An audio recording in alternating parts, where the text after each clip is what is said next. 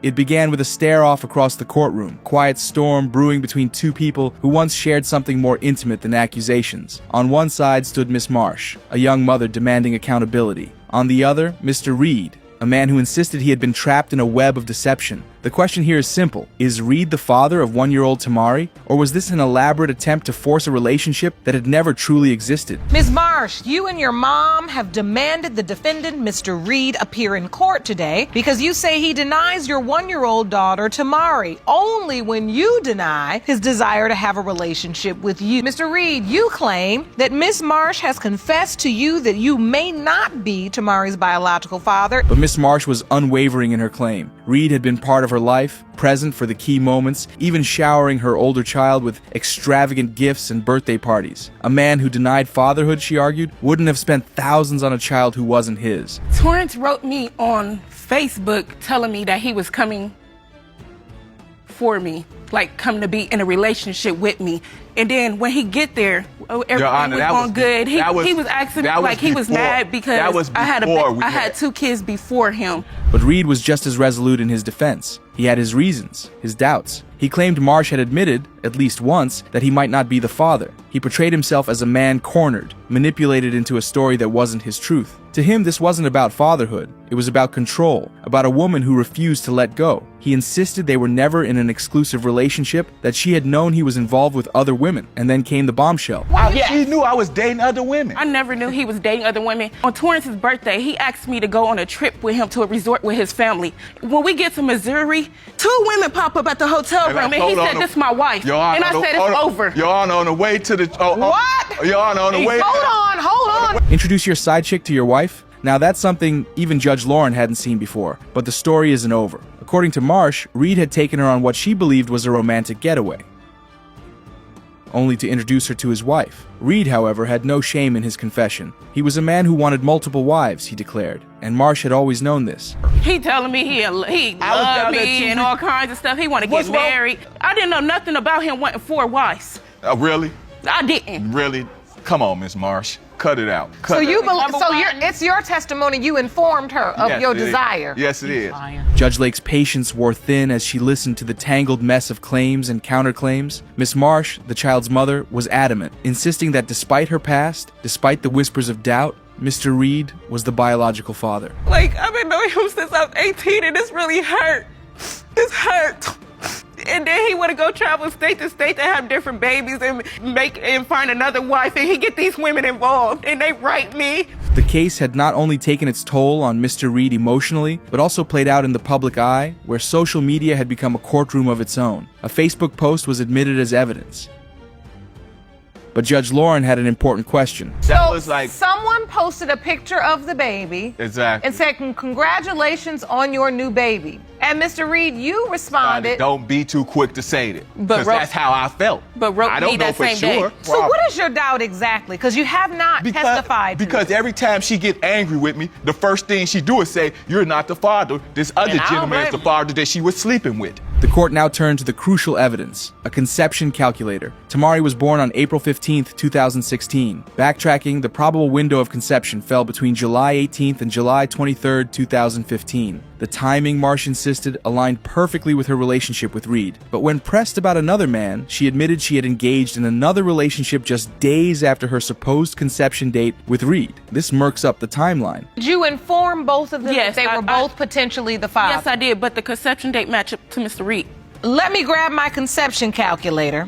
Tell me, when was Tamari born? April 15th. All right, April 15th, 2016. If we hit calculate, the conception date would be July 18th to July 23rd, 2015. For a year, Reed had tried to do what he believed was right. Despite his doubts, he had moved in with Marsh, spending 7 months in a fragile domestic arrangement, attempting to forge a bond with Tamari. She called him Dada. Now, he had to face the possibility that he had been living a lie. The paternity test results were in, and the courtroom held its breath. Mr. Reed, you are not the father. Well, the collective gasp from the courtroom barely registered with Reed, who let out a bitter laugh. With the arrogance of a winner, he claimed that the paternity should have been obvious, and that's when Judge Lauren read him for filth. Now, Mr. Reed, you were perfectly fine when she was one of many. Now you got a problem because you was one of many. No, I don't have a No. The moment Ms. Sales stepped into the courtroom, it was clear she wasn't here to argue. She was here to demand accountability. For 5 years, she had been involved with D'Amico Jackson, a man who, she claimed, had once begged her to have a child with him. But now, as their 3-year-old daughter, Micaiah, played blissfully unaware of the battle unfolding around her, Jackson stood unmoved, dismissing Sales as nothing more than a former fling trying to trap him. Miss Sales, you claim that you and the defendant, Mr. Jackson, were in a serious relationship and it was his idea to have a baby. But now that your 3-year-old daughter, Micaiah, is here, he denies being her father. From the very start, Jackson made his position clear. He was not Micaiah's father. To him, Sales had been a side woman, someone he enjoyed in secrecy but never committed to. Mr. Jackson, you claim that Miss Sales is a former side chick who is trying to pin a baby on you only because she wants you back in her life. You are certain you are not her daughter's father. Is that correct? Yes, Your Honor. However, Sales wasn't just fighting for financial support. She was fighting to restore the truth, to expose the cowardice she believed Jackson was hiding behind. According to her, they had been inseparable. I was with D'Amico for 5 years. We were in a relationship. We had our baby, and now, because he sits up and talks to his family, now he feels like that is not his child. Since the day my daughter was born, because she was light-skinned with gray eyes, that was not his child. I know you gasped in the courtroom, but we have to hear Mr. Jackson out. Jackson maintained that there had never been a real relationship, that he had always made his intentions clear. Sales was never more than a casual encounter, nothing more than a good time. A very good one. Mr. Jackson, she said you were in a 5-year relationship. Is that true? No, ma'am. So what were we doing, Miko? What were you doing? Huh? You know, she was like my side woman. Your side woman. She was your side woman. Miko, you gonna stand here and So lie? it's your testimony you weren't in a relationship at all. I mean, we had a relationship, but it wasn't serious. You know, we was just, you know.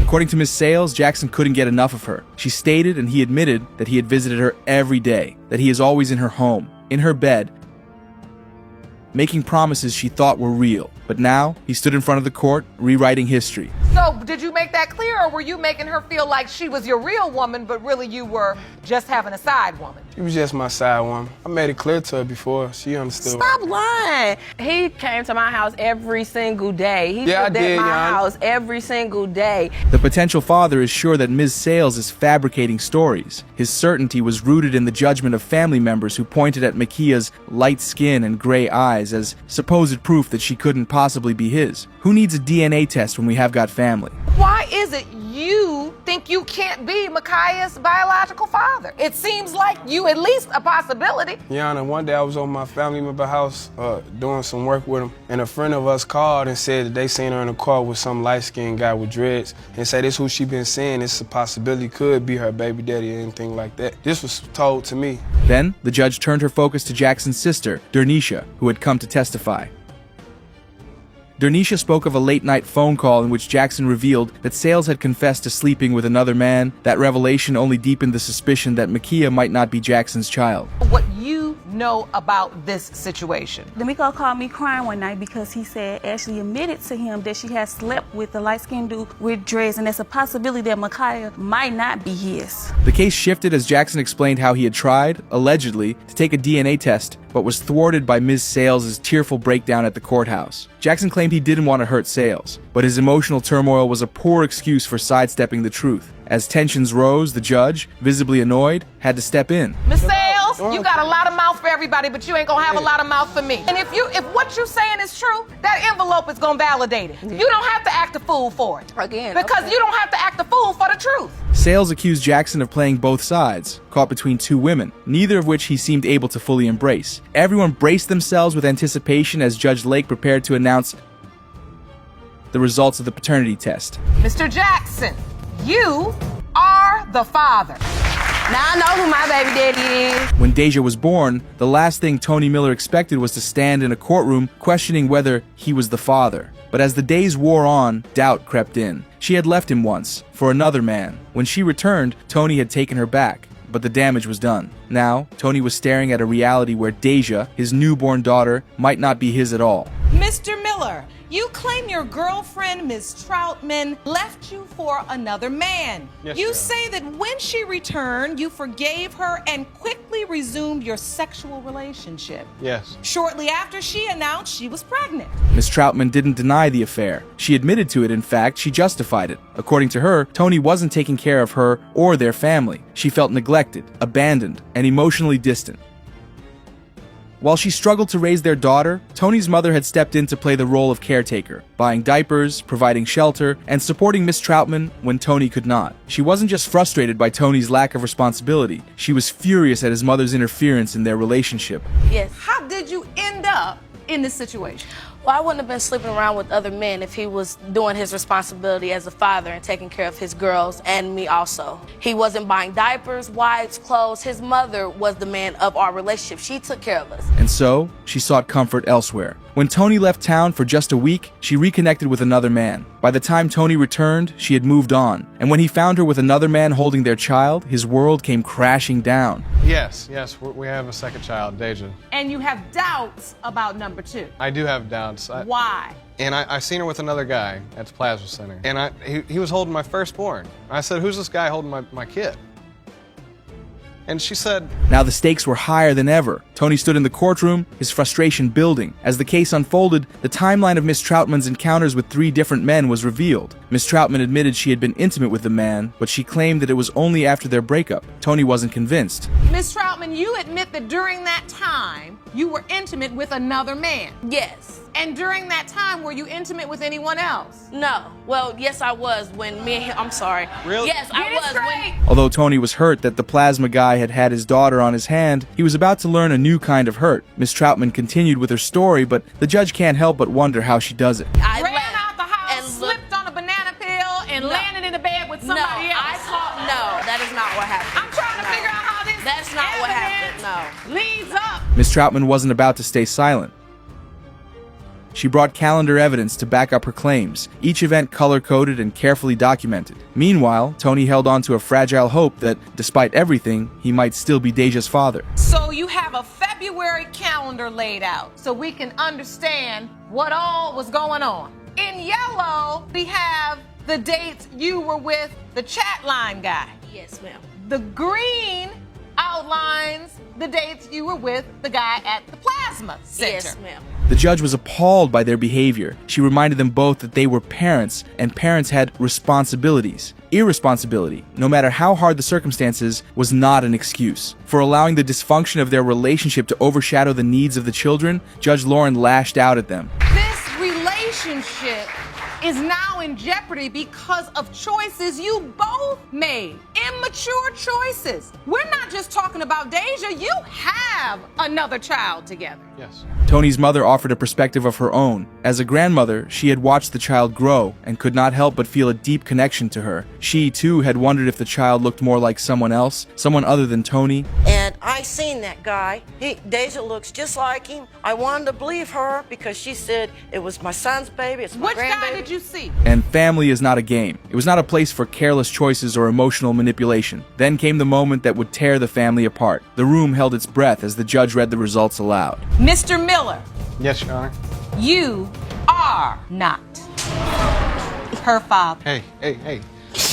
Patrice. Patrice, baby, I love you, baby. I will. At the heart of the case is Ms. Hatcher's 2-year-old son, Josiah, caught in a paternity battle between 3 men, each one adamant that they weren't his father, and all but one unwilling to take responsibility. Ms. Hatcher, you confessed that at the time you conceived your 2-year-old son, Josiah, you had sexual relations with 3 men. Now, you don't want your son to suffer for your mistakes, so you've requested paternity testing on all 3 men. Yes, Your Honor. Ms. Hatcher confessed that around the time of Josiah's conception, she'd been involved with 3 men, each unaware of the others. She explained that her relationships were messy and complicated. There had been a 5.5-month fling with Mr. Scott, a 7.5-year relationship with her ex, and a one-night stand with Mr. Blake, all happening in the same window of time. And Mr. Scott, you claim Ms. Hatcher led you to believe you were the only potential father of this child until she told you in anger That's that true, she ma'am. needed a DNA test. Yes, Your Honor, that is true. Mr. Blake, you claim there's no way you're the child's father, and you're going to prove that today. Yes, ma'am. From the get-go, Scott seemed ready for a fight. In an effort to untangle the mess, Miss Hatcher presented a calendar marking the days she had slept with each man. The evidence was as chaotic as the situation itself, with overlapping dates in December, a mere few days apart, suggesting all three men could have had an equal chance of fathering Josiah.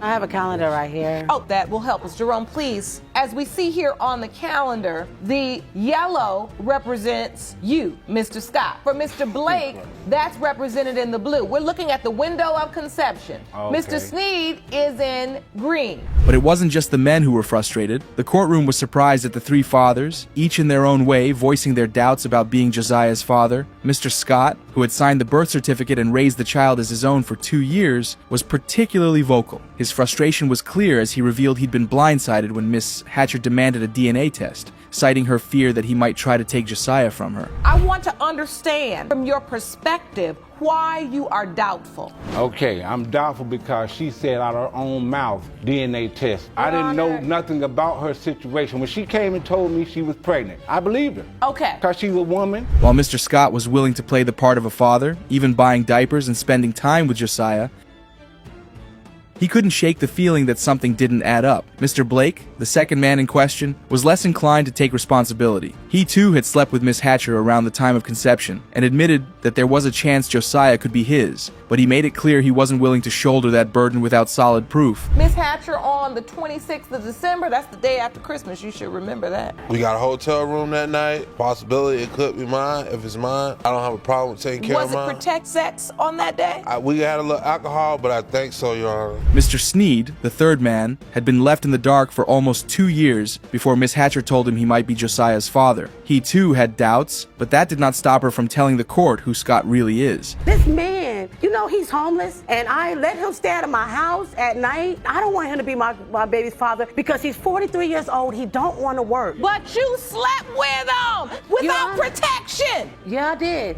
Miss Hatcher really didn't want Scott to be the father of her child. She pointed out characteristics in the other men that showed them as the possible fathers. The judge understood her pain, but there's something more at stake here. It wasn't about her, it was about Josiah, their son, who deserved answers and stability, and the judge made sure they understood that. When this man stepped up and signed the birth certificate, then really that should have been, that's it. Because that's what babies deserve. Their mother and their father in the hospital, when they're born, signing the birth certificate and living their life. Not 2 years later, still sitting up here arguing.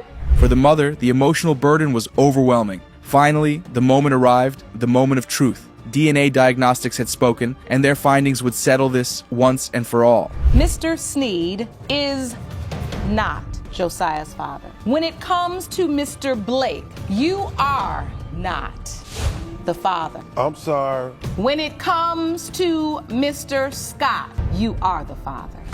For Mr. Scott, the news was the sweetest. After months of uncertainty, he finally has the confirmation that he is the father. However, Miss Hatcher was devastated.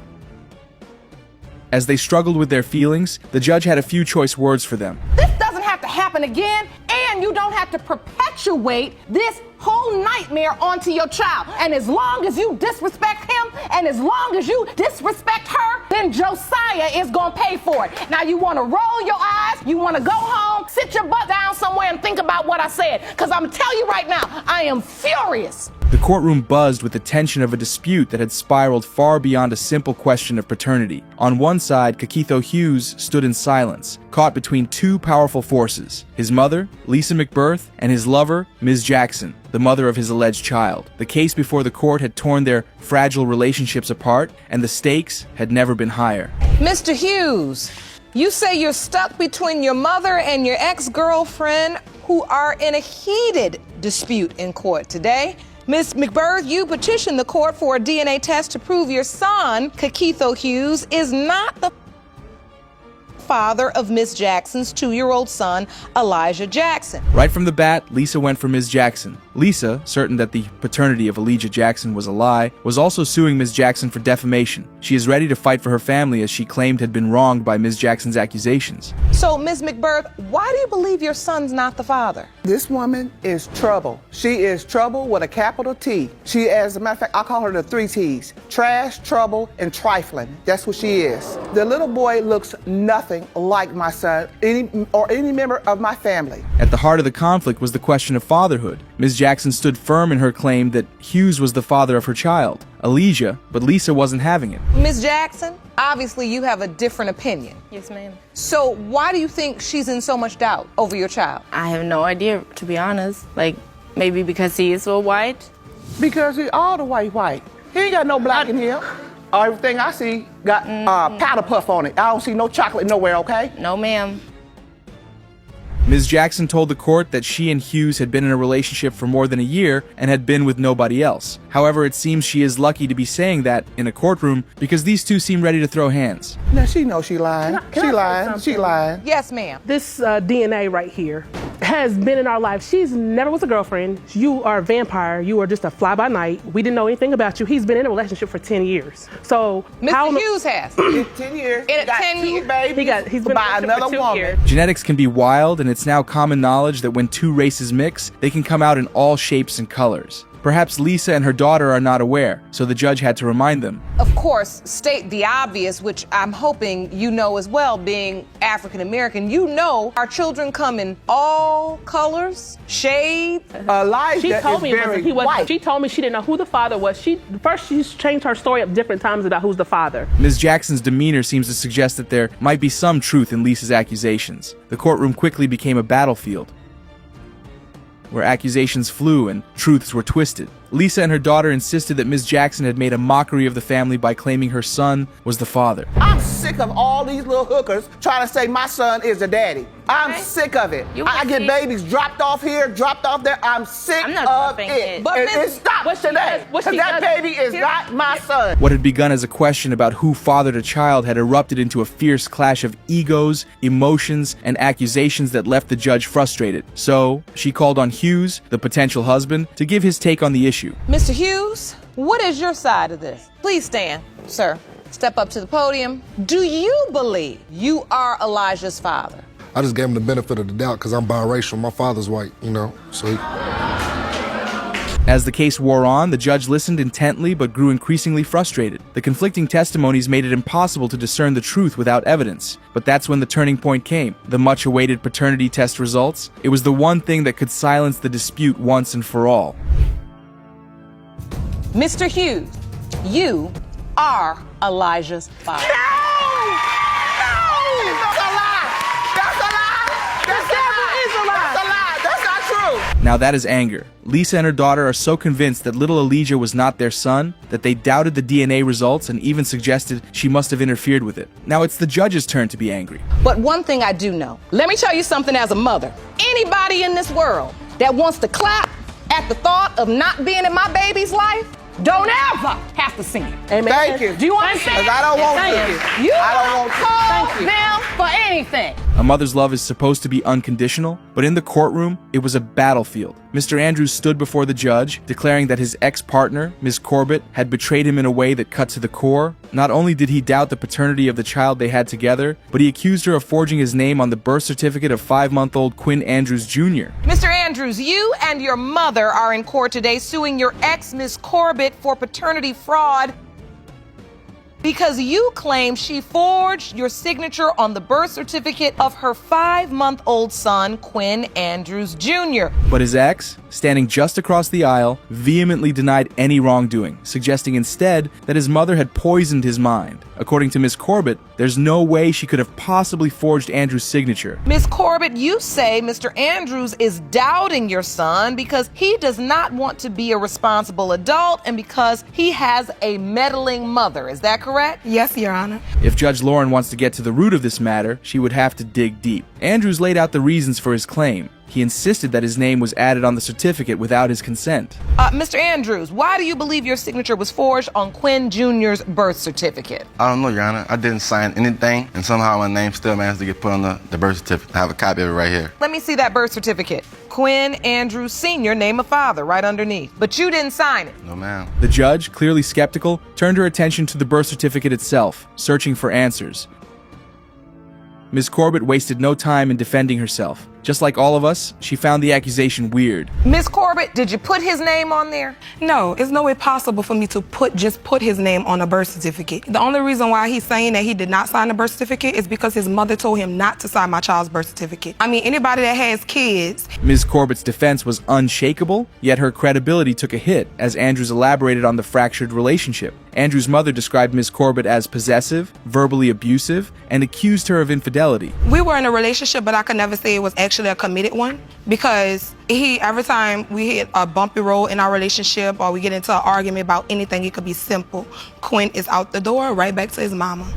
Ms. Corbett came prepared. Wait a second, let me get my popcorn. This is not going to be a walk in the park. The accusations only piled up as Andrews recounted the discovery of a Magnum wrapper under the sofa. He insisted it wasn't his and questioned whether it belonged to another man. Yana, I doubt for the simple fact that while we was together, I happened to clean up the house one day where we stayed at. I found the empty Magnum wrapper under the sofa, which she claimed was mine, which it wasn't, because all of them we used, I throw away. It was his. Tell him about that day that you came home from work and she had another man running out the back door. Yes. Andrews explained that his cousin, who lived across the street, had witnessed a man sneaking out of the back of the apartment. He claimed that this man, whom he suspected of being another lover, had tried to avoid being seen, further fueling his distrust. As Andrews listed one infidelity claim after another, Ms. Corbett denied them all, calling him a liar, but her words seemed to lose power with each new accusation. This your only doubt? No, ma'am. I have more than one. What else? I found messages in her phone where some guy obviously was telling her, leave the back door open and be naked when I arrive. Oh, you saw the message? Yes, ma'am. She denied that in my face, and I'm looking at the message in the phone. That's one reason. The bitter back and forth between Ms. Corbett and Mr. Andrews had grown into a full-scale battle, their accusations and defenses bouncing back and forth like a relentless game. But when Andrew was supposed to take initiative, he provided an excuse and Judge Lauren goes ballistic. Why didn't you just take your child with you? Your Honor, I couldn't take him with me. You didn't have a car seat? No, ma'am. I was walking like 2 or 3 miles, so he couldn't come with me. You can carry a 5-month-old baby 2 or 3 miles that's yours and got your name? No, Your Honor. The judge, caught between the animosity and the drama, tried to focus on the facts. She knew the case hinged on the paternity of little Quinn. Was he truly Andrews' son, or was this just another chapter in a deeply broken relationship? Mr. Andrews, you are the father. Ms. Hubbard, you've petitioned the court for a DNA test to prove to Mr. Watson Jr. that he is the father of your 2-year-old daughter, Amiria Hubbard. Yes, Your Honor. You're also seeking 2 years' worth of child care expenses in the amount of $2,150. Yes, Your Honor. Ms. Hubbard said she didn't lie about the pregnancy to Mr. Watson Jr. She said she got pregnant in February and she gave birth in November of the same year. She said Mr. Watson was aware of the pregnancy the whole time, but he was never around. She said he has never contributed anything towards the upkeep of the child. With tears in her eyes, she told the judge how she was taking care of her 5 kids and her disabled mother. Did you lie about your pregnancy? No, Your Honor. I told Mr. Watson when I got pregnant, when I conceived, when the last time we did have sex with each other, and that was in February of 2012, and I had her in November of 2012, and he knew about her the whole pregnancy. He didn't come around until Ms. Hubbard said when she was pregnant with her child that Mr. Watson came around and took her somewhere, but he refused to give her money. She said she maced him. The whole courtroom, including the judge, gasped. She said she was angry with Mr. Watson. She said he was taunting her that he wouldn't give her any money, so she maced him from his head to his feet. Bursts of laughter erupted from some sections of the courtroom. How hard has it been for you? Very hard. I see the tears in your eyes. Yes, very hard. Oh, stop. When I was pregnant with her, he came around and he was supposed to give me some money because I had took him somewhere. He didn't want to give me some gas money to take me in. When I took him somewhere for her, that was the last time that I. Ms. Hubbard said Mr. Watson has 2 other kids he looks after, but not her own. Mr. Watson interrupted her and said she even sold some of his clothes. Ms. Hubbard said she sold the clothes to take care of his baby. Mr. Watson said that's not his baby. Mr. Watson came clean that he hasn't done anything for the child because he believes he's not the father. And you're feeling so overwhelmed that when he said he wasn't going to give you the gas money he said, that just upset you so much that you... It wasn't even about that. He played the whole game like he wanted to be there with me while I was pregnant with her. And he played the whole game the whole time I knew him. The whole back and forth game. He has two other children he does for her, but not mine. After some heated back and forth between Mr. Watson Watson and Ms. Hubbard. The judge asked Mr. Watson about his doubts concerning the period of pregnancy. Mr. Watson submitted a calendar to the courtroom. He said Ms. Hubbard told him she was 3 months pregnant in August. Then in October, she told him again that she was 3 months pregnant. He said that was when he started questioning the paternity of the child. What does this calendar outline? That ain't my baby. Okay, I don't know if a calendar can prove that, but the DNA will. Okay, like, all right, when she told I me got she was pregnant February 14, 2012. I had her. One at a time. And I'm gonna give you both. I'm gonna give you both a chance. Let him explain to me what his calendar outlines. Ms. Hubbard said when she went to see the doctor in March, the doctor told her she conceived on Valentine's Day in February. She said she never told Mr. Watson she was 3 months pregnant in October. She said she was about having her child then, that Mr. Watson was lying. She said she told Mr. Watson about her pregnancy in March after confirming from the doctors. Ms. Hubbard, can you explain this? No. Because I stayed with when my I went to the doctor in March, when I missed my period for the next month, they told me I conceived on Valentine's Day. And I had my baby November the 17th, 2012. But in October, when you told him you were pregnant the second time. I didn't tell him in October I was pregnant. Mr. Watson said he got a call in August from Ms. Hubbard that he was staying with his girl at the time. Ms. Hubbard curtly interrupted him. She said he was staying with his mother, not with any girl. Mr. Watson continued. He said Ms. Hubbard told him she was 3 months pregnant. He said then in October, Ms. Hubbard sent him an ultrasound, that the child in the ultrasound was ready to come out. He said the months were adding up. She said she was pregnant in March? She told me August. I got a call from her. I was staying with my girl. No. I got a call from her. You was staying with my mama. You ain't never stayed with no girl. She told me that she was pregnant. She was 3 months pregnant. I was like, oh, okay, so I know she probably be pregnant because we did have unprotected sex, so I rode with it. Mr. Watson said he believed that Ms. Hubbard was lying the whole time, that her motive was to have his child. Ms. Hubbard interjected at the top of her voice that who does Mr. Watson thinks he is, that he doesn't even have any money. She said that Mr. Watson told her that he wants her to be the mother of his child, that he really likes her. She said that Mr. Watson was cheating during when they were together. So you feel like she was lying? The whole time. And her motive to lie is what? Because she wanted to have a baby by me. Who are you? She told me. You don't have no money. You're not me. even taking care of her, isn't it? He told me he wanted me to be his baby mama. He really liked me. That's how it started. Mr. Watson submitted a diary that belongs to Ms. Hubbard to the courtroom. He said the diary proves that Ms. Hubbard was, and still is, a freak. He said the diary shows the other men she had slept with. Ms. Hubbard said she kept the diary when she was a teenager, not as an adult. Another argument broke out between them. Only the DNA test can put an end to this squabble. Mr. Watson, you are Amaria's father. Deadbeat. Like I told you. Nope. I'm sorry.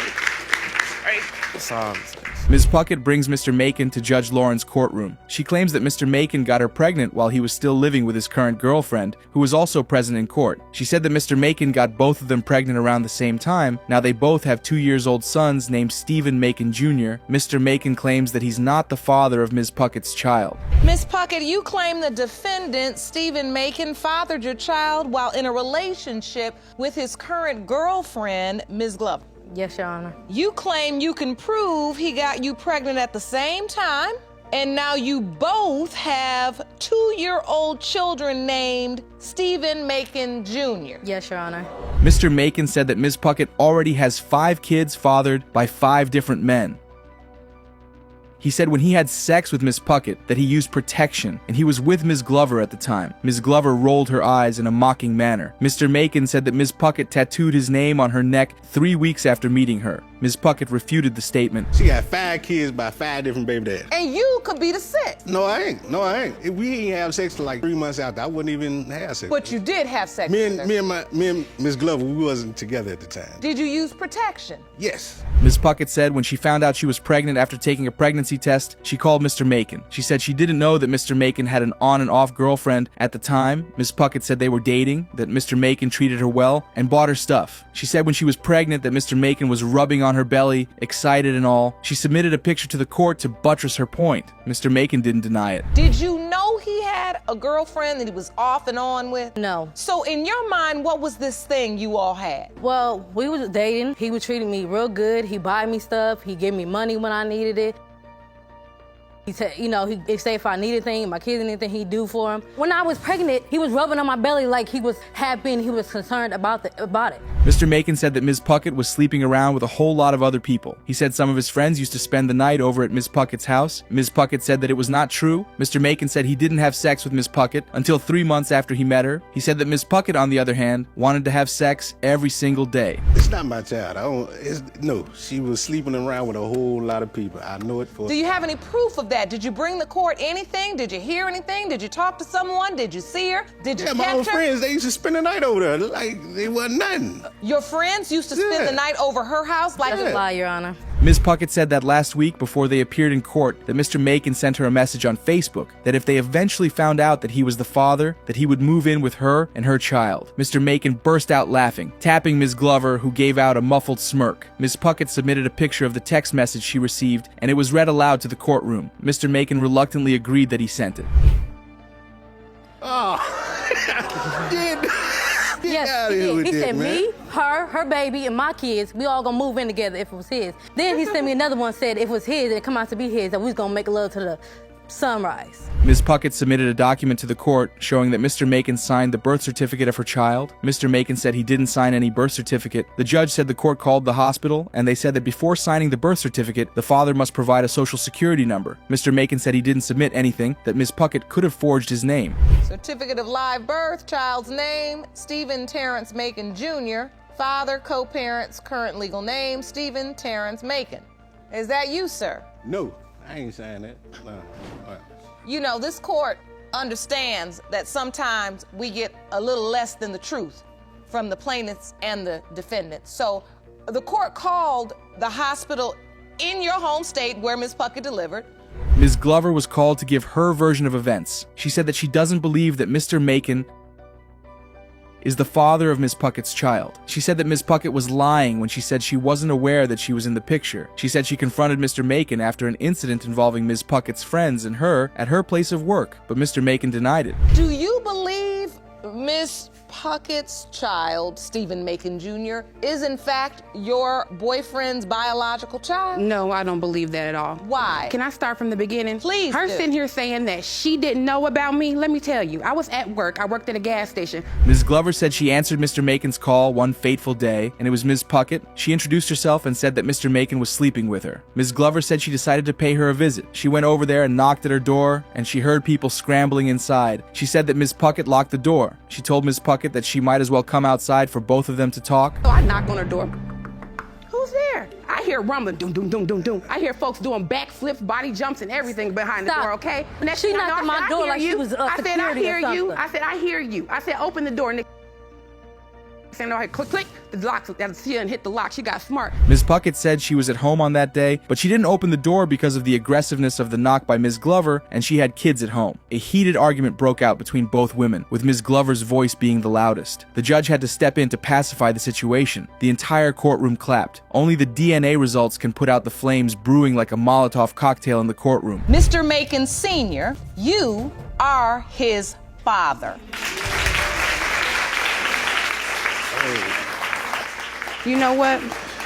You sent her that text message talking about some that's your baby, that y'all gonna have sex on into the sunlight. Mr. Hodges, alongside his mother, drags Ms. Willard to court. Mr. Hodges claims that he's not the father of Ms. Willard's child. He said that Ms. Willard is a liar and a cheater, and he plans to prove it. Ms. Willard, also alongside her own mother, claims that she's 1,000% sure that Mr. Hodges is the father of her child. Mr. Hodges, you and your mom opened your case today because you both say that the defendant is a liar and a cheater. You don't believe you fathered her 1-month-old daughter, Lillian Willard, and plan to prove that today. Is that correct? Yes, Your Honor. Mr. Hodges said that Ms. Willard cheated on him and he caught her with multiple guys. He said when they first got together that Ms. Willard promised that she would never hurt him. Ms. Willard said she never cheated, that she had a guy visit her, a childhood friend. She said she didn't tell Mr. Hodges because of how insecure he was. She said she met Mr. Hodges through a family member.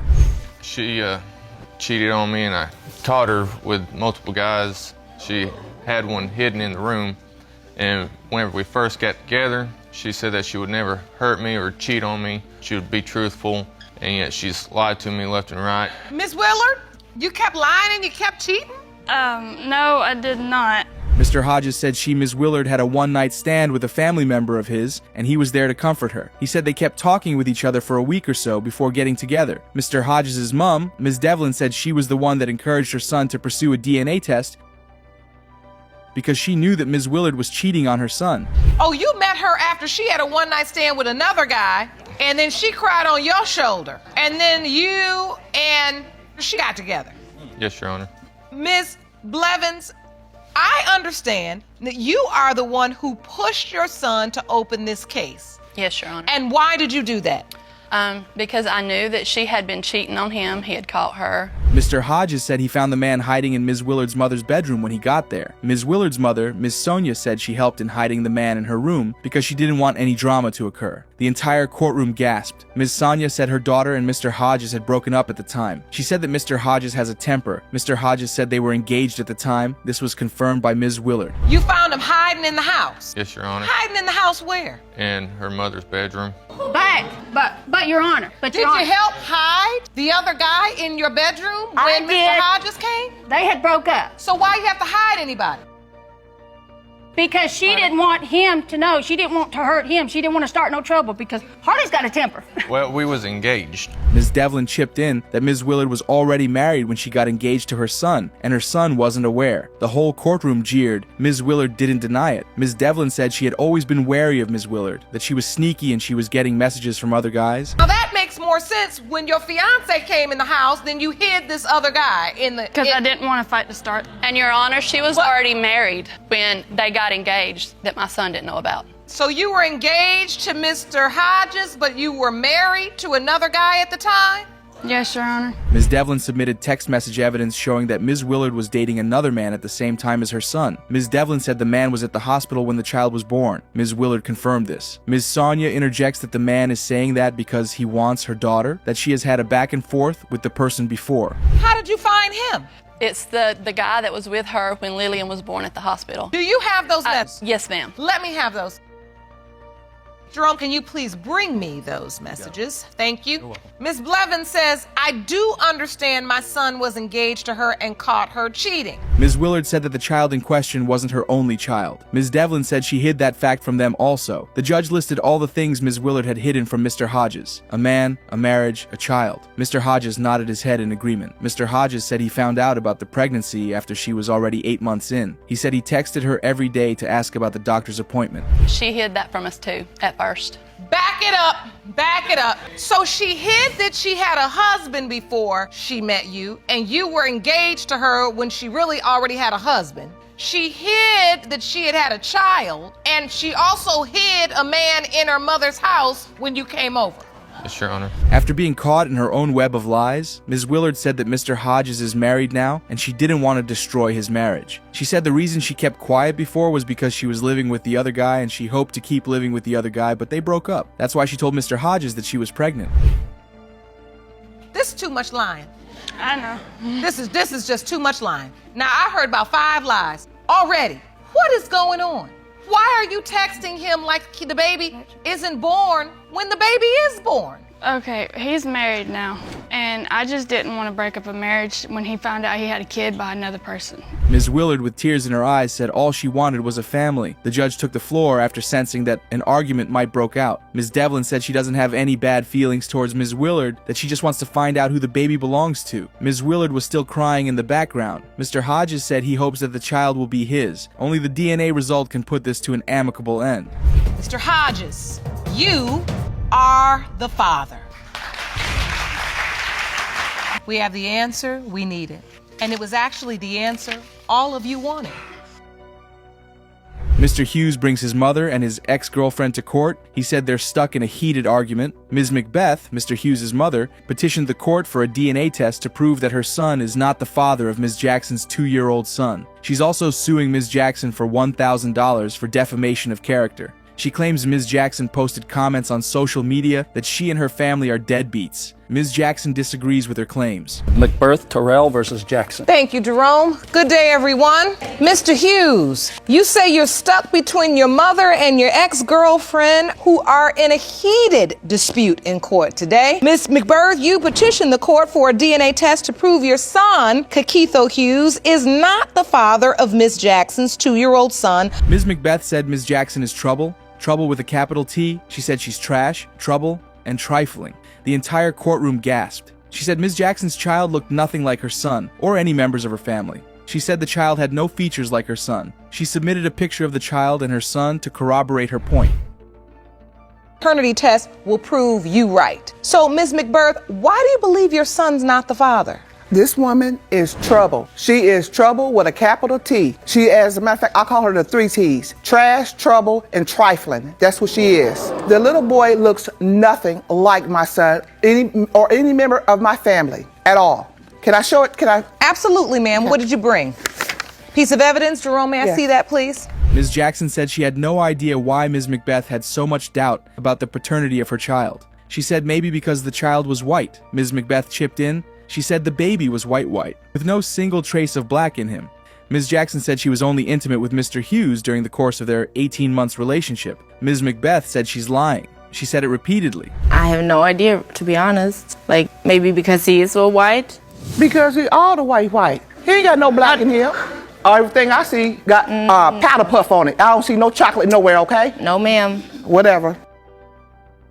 Let me understand this relationship. So how long have you been in a relationship with... Mr. Hughes' sister, who was also present in court, said that Ms. Jackson was a vampire and a drive-by. She said that Mr. Hughes was in a committed relationship of 10 years, that they didn't know Ms. Jackson. Ms. McBeth said he has 2 little babies, and those are her grandchildren.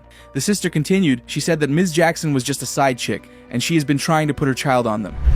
Has been in our life. She's never was a girlfriend. You are a vampire. You are just a fly-by-night. We didn't know anything about you. He's been in a relationship for 10 years. So Mr. Hughes has. 10 years. In 10 years. He's been by another woman. And those are my... Ms. McBeth said that Ms. Jackson has to get the thought out of her head that the child is not her grandchild. Mr. Hughes' sister said when Ms. Jackson was pregnant, she asked her if she knew or if she thought her brother was responsible for it. Ms. Jackson said she thinks he is. The sister continued. She said they asked Ms. Jackson for a DNA test while she was pregnant and she agreed, but after giving birth, she was no longer forthcoming. That child is not my son's baby, period. Well, let me first, of course, state the obvious, which I'm hoping you know as well, being African American. You know our children come in all colors, shades. Elijah she told me very he was white. She told me she didn't know who the father was. Mr. Hughes' sister, Ms. Temmel, said the child also had Ms. Jackson's ex-husband's name. Ms. Jackson said that's because the name was also her own last name. Ms. McBeth said her son's name wasn't on the birth certificate. Ms. Temmel said that nobody's name was on the birth certificate. A heated argument broke out between the 3 women. The judge had to step in to restore order. Ms. McBeth said she was tired of hookers dropping babies and claiming that her son was responsible for it. She turned to Ms. Jackson and shouted that her son is not responsible for her child. Ms. Jackson said that it was a lie. Ms. Temmel said that Ms. Jackson was a liar and a cheat, that one of her wild parties was shut down by the police 2 weeks ago. Ms. Jackson refuted the claims that Ms. Temmel was lying. He's not here. No, that's a lie. You know exactly where he was at, and he had no. If she truly wanted him to take a DNA test,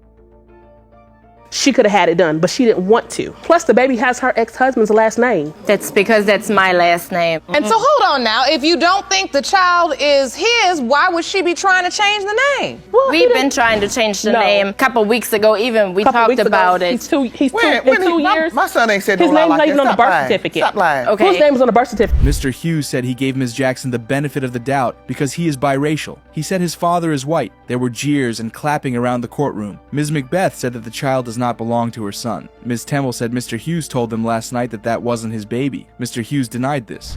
You are Elijah's father. I just gave him the benefit of the doubt because I'm biracial. My father's white, so That child is not my son, okay? Yeah. She got men coming and going in and out of her house. Mr. Hughes said he has heard the child call another man Dad a few times. He said that Ms. Jackson was also with another biracial man before him. He said that Ms. Jackson throws a lot of doubt into the whole situation. Ms. McBeth said she was tired of taking care of babies on behalf of her son. The defamation case was dismissed due to lack of evidence. Only the DNA results can end this dispute. pertaining to 2-year-old Elijah Jackson and whether Mr. Hughes is the father. Mr. Hughes, you are Elijah's father.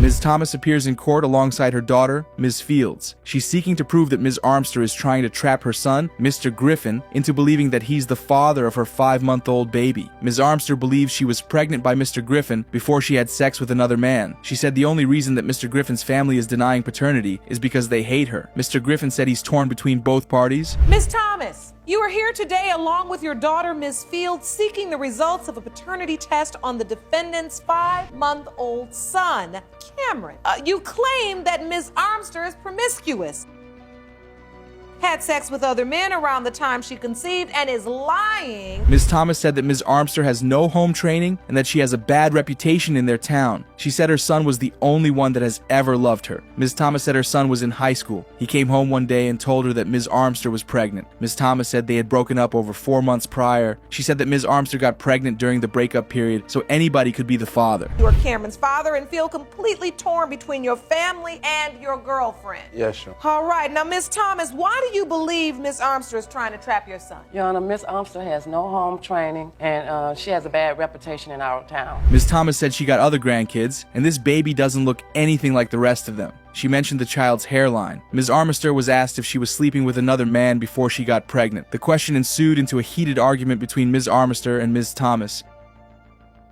The judge had to use her gavel to restore order. Look at his hairline. Look at that baby hairline. I know my grandchildren. So, Ms. Armster, tell me, you were sleeping with more than one man? No. Correct. Ms. Armster said during the time of conception she was sleeping with just Mr. Griffin. Mr. Griffin said he had some doubts because he wasn't around Ms. Armster that much during her time of conception. He said he really needs to find out. He said he just wants everything to be over so that he can get his life back on track. He said he wants to go to college and do special things. The entire courtroom clapped. I don't know whether you were cheating or if you weren't, but if you sleep with more than one man unprotected during a period of time, the time of conception, then they both could potentially be the father of your child. The time of conception. Ms. Armster said she doesn't think settling the issue will make things calm down. She said Ms. Thomas has been attacking her since even before her child was born. She said Ms. Thomas called the hospital telling her son not to sign the birth certificate, that she was trying to trap him. Ms. Thomas said some snide remarks. So you understand that this is an unhealthy environment for a child. It's a very unhealthy environment for my child. But like I said, I feel like this will quiet things down for her. I don't think it will. I don't think it will. I don't because Mr. Griffin said he was there for the birth of the child. He said he didn't sign the birth certificate, not because his mom called him. He said he didn't sign it for his own personal reasons. He said he wasn't sure if the baby was his, and he didn't want to go through the hurdles of removing his name in the future. Jason's name not on it. He went back and told his mama or whoever he told, and then now she going around telling everybody I forged his name on the birth certificate. Excuse me, Judge. My name, but I did say okay. Another heated argument broke out between Ms. Thomas and Ms. Armster. Order was restored by the judge. Ms. Fields said she took Ms. Armster into her residence when she was 6 months pregnant. She said she took care of her and her unborn child. She said she has no ill towards Ms. Armster, but they have to clear the air concerning paternity because of the rumors and how Ms. Armster carries herself as a woman. Return to court and get a DNA done on the child because I didn't know whether this is my son's child or not because she is so promiscuous. Another heated argument broke out between the three women present. The judge asked Mr. Griffin if this is what he has been experiencing. Mr. Griffin said it has been chaotic, that he has experienced this for over a year now. He said he doesn't have any proof his girlfriend was sleeping around with other men. It's been chaotic as well for me. Like I gotta hear this every day, and it's not only coming from my girlfriend who I've been with for 4 years. It's coming from my mom, and she's known me all my life, and I just don't like to see us fighting like this. Ms. Thomas and Ms. Fields said that 4 other men are popping up claiming to be the father of the baby. They said even Ms. Armster's sister was spreading rumors that Ms. Armster was sleeping around. Ms. Thomas said if she finds out that the child belongs to her son, that she will take the baby away from Ms. Armster. Ms. Armster started banging on the podium that nobody will take her child. Only the DNA results can stop this chaos. Mr. Griffin, you are not his father. Don't do that. Mr. Griffin, I know this wasn't the answer you wanted to hear. I've been everything for him.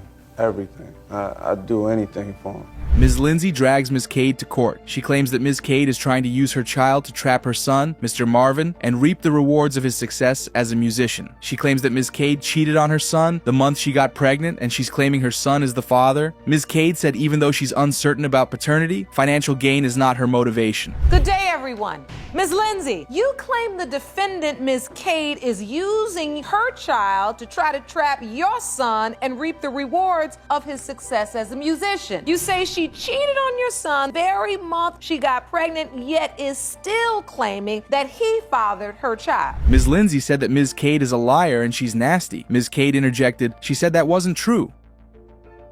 Sensing that an argument might break out, the judge stepped in. Ms. Lindsay said that before Ms. Cade got involved with her son, she was best friends with her daughter. The daughter, Ms. Johnson, was present in court. She said Ms. Cade had a history. She said Ms. Cade, as a teenager, slept with most of her age mates back then. Now, Ms. Lindsay, tell the court about Ms. Cade and your son's relation. Okay, Nicole is a liar. Dirt. Excuse me, Your Honor, that is not true. Let me tell you, Hold on, one at a time now. Ms. Lindsay, tell me now, what's going on in this relationship that has... Ms. Cade jumped in. She said that was not true. Ms. Lindsay was still going on, saying that Ms. Cade was a liar and a tramp. Ms. Lindsay said she has 7 kids and 12 grandkids. She said she hears them talking about the escapades that go on in the steam room. She said that what she said about Ms. Cade is true. Ms. Cade countered her, saying that it is false. She's a liar and she's a tramp. Not at all. So wait, do you have proof of that? That she slept with everybody? I would hear them. I'm a mother. I have 7 kids and 12 grandkids, Your Honor. And I hear them down there talking about their little escapades.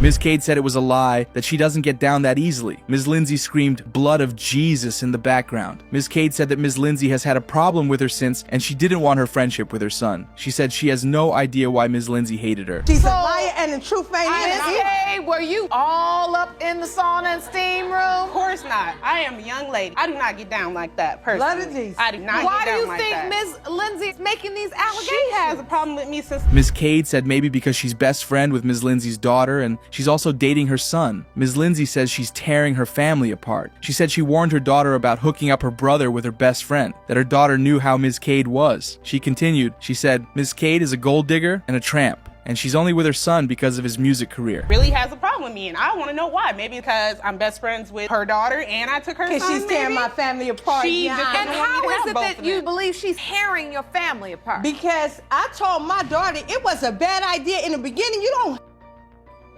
Mr. Marvin said he hopes the baby is his. He said he has been there since day one. He said he doesn't know for a fact, but he wants it to be his baby. He said he had some doubts because of some reasons. He said 2 days after the baby was born, he was in the hospital, and the doctors were asking for the father because the baby had sleek and curly hair, and he was right there. That the baby is mine with everything in my heart. I hope that it's my baby. I think he would I've believe been there it more for the baby if since she day didn't one. keep Hope and interjecting and saying believe no. are two different things. Yeah, I don't know for a fact. I believe that it's my baby and I want it to be my baby. So when you say... Mr. Marvin said as the baby was growing up, his complexion became lighter. He said the man that Ms. Cade cheated on him with was light-skinned. Ms. Cade said she didn't cheat, that they were on a break at the time. Mr. Marvin said the other man was Spanish and black, and the baby has the same hair as him. Okay, my doubts are based upon, like I said, what the doctor said about her, and I'm right there, and they couldn't see the resemblance, so they asked, was the father or where was the father? She's a little baby. She looks Children like me. grow That's and cool. change. Of course, I know I needed time for her features to develop, but... Ms. Cade said she slept with both men during her window of conception.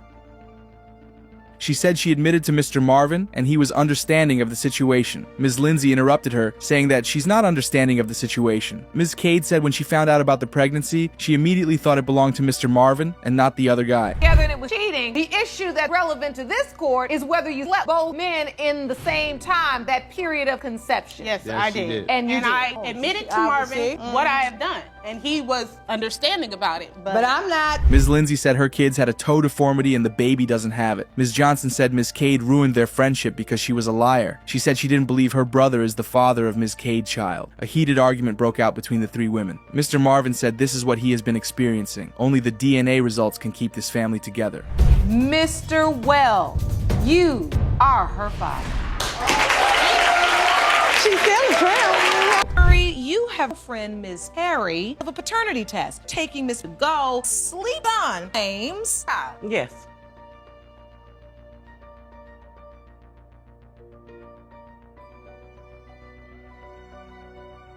picnic. Okay. I knew I being a Christian helper. Yes, Ms. hallelujah, Francois said thank she you. met Miss Perry at a I church opened up my picnic house where to she learned of her Rick won't predicament. have to She worry decided to about help her by providing food and shelter for her Just for come make free, yourself and at she home. betrayed her.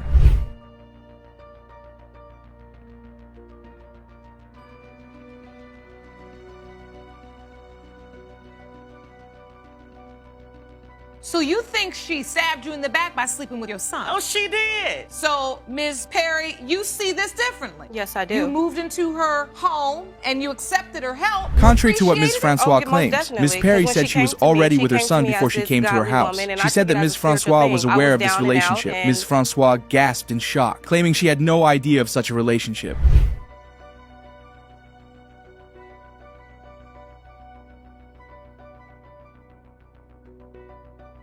You were with her son how long before you moved in? We were talking maybe about 2 or 3 weeks prior to that. Were you there when we got together? Excuse me, my kids tell Ms. me Francio everything, said if unlike she had you. known about You're the not my relationship, child. she So wouldn't when have my offered kids Miss tell me Penny anything, free they have nothing to accommodation. hold Ms. back. Penny said she had been Don't tell talking me with the that. son Whatever 2 to what I 3 need weeks to know. prior, that she was introduced as her son's girlfriend. Ms. Francois stared at her with disbelief.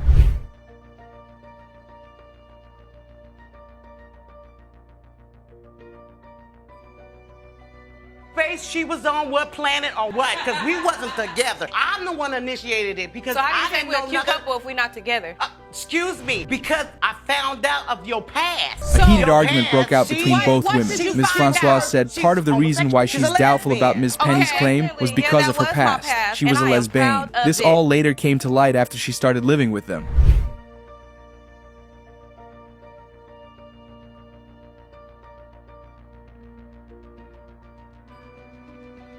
Suggesting that your children could somehow be harmed because Miss Perry is a lesbian seems incredibly far-fetched. You truly don't believe. Ms. Perry said she was upfront with Ms. Francois from the very start. She told her that her son was the first man she had ever been with, that she had raised a good man. Ms. Francois wasn't having any of that. Her facial expression was filled with disgust. What do you recall saying? We were sitting on your porch, and I got introduced to her as the girlfriend.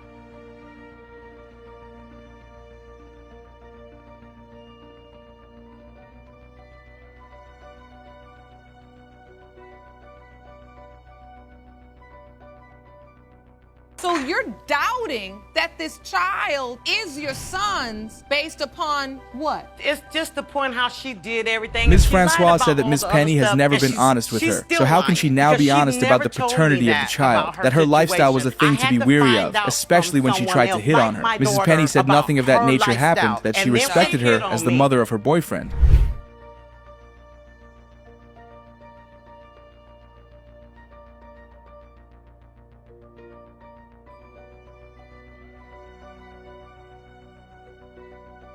Thank you for joining us today. Tell us, Okay, do you believe her child is your child? Ms. Francois' son was called to the stand to give his account. He said he believed he's the father of the baby, but he couldn't sign the birth certificate because Ms. Penny was still legally married to her ex. Ms. Francois also said she told her son not to sign anything until he did the paternity She was test. married and the whole legal situation with that. Ms.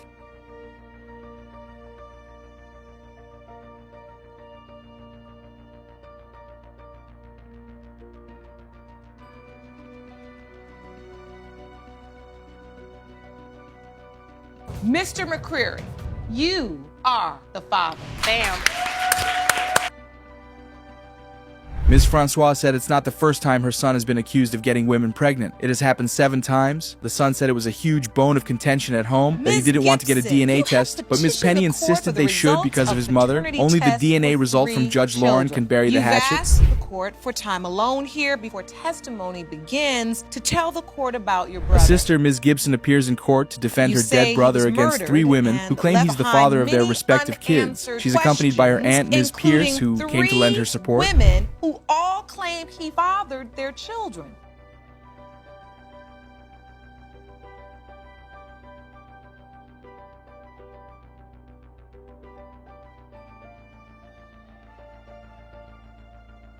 circumstances surrounding you coming here today? Okay. In October 2011, my father called me with a very devastating phone call. Ms. Gibson narrated the gruesome story of how she lost her brother. With glistened eyes, she took several pauses because of the grief. She said the different women kept popping up after her brother's demise, claiming he was the father of their kids. She wants to find out the truth today.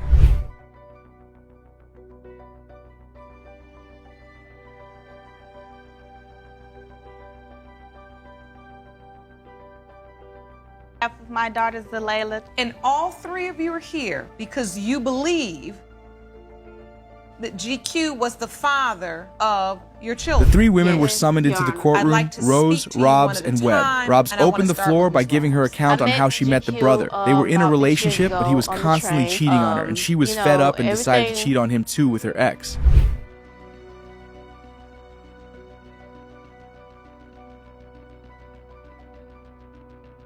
Around this time, I didn't tell him that I have had an affair with someone else. Okay. So everything was going good, and he had got incarcerated. So I ended up telling my ex that I was pregnant. Robs got pregnant after the affair, but never told the brother she had an affair. The child took the name of her ex. This was confirmed by Ms. Gibson, hence the uncertainty concerning her paternity. My baby father was gonna sleep with his son. Woo! It's complicated now. Hold on, you gonna break this down for me, Ms. Webb. You and me both. One of your children's fathers was coming by to see. Webb took the stand. She said she was also dating the brother before he died. They were neighbors. At the time, her baby daddy was still in the picture. The baby daddy usually comes around.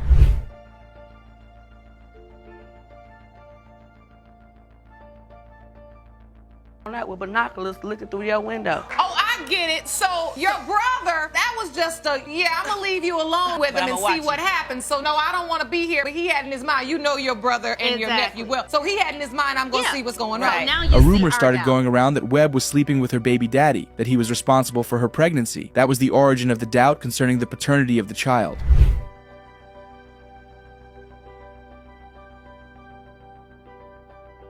Accident, like we weren't really supposed to have, his brother. But when I say it was all of us, we was like in the truck. Rose took the stand to give her own story. She started crying. Ms. Gibson said she doesn't know anything about her, that she contacted her aunt Ms. Pierce via Facebook. Rose said she was in a relationship with someone else during the time of her pregnancy, her ex-boyfriend. That's what you're saying, right? Okay.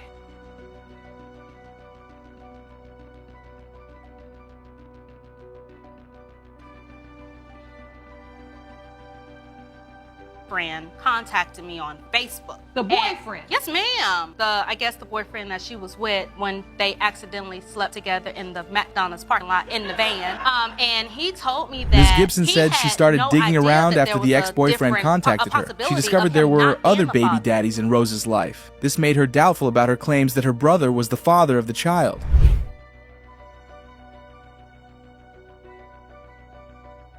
That Mr. Gibson is her father.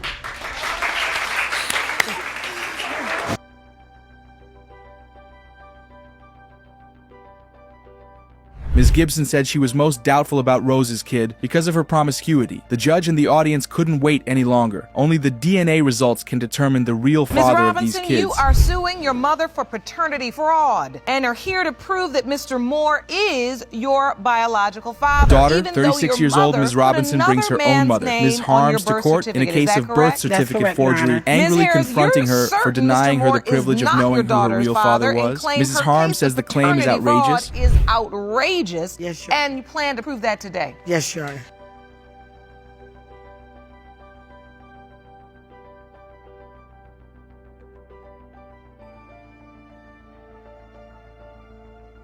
Your Honor, I don't feel that I'm the one that waited the 36 years. I feel that my mom waited 36 years to help me find who my father is. And I have always, tried to ask Ms. Robinson said she had always tried asking her mother about her father, but to no avail. Ms. Harms interjected that she had always told her who her real father was. Ms. Robinson said she looked nothing like the man. Her mom said it doesn't matter.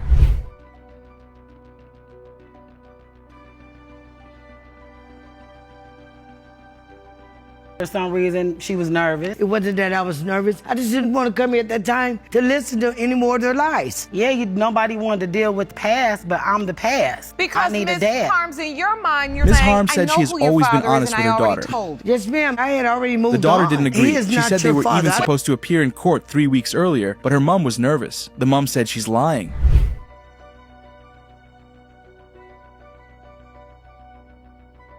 Rumors in the small town we're from in Arkansas, everybody says that this man is my dad. You know, he's always came to me and said he's my dad. Really? But the thing was, I was always being sent with the other Ms. man. Robinson So said she if heard I a lot wouldn't- of rumors from where they came from that the man who was outside the courtroom, Yes, Mr. I was Moore, with was her another real man. dad. To A heated another argument man. broke No, between her and her you mom. were The not. mom That said the is a rumors lie, are Your false. Honor.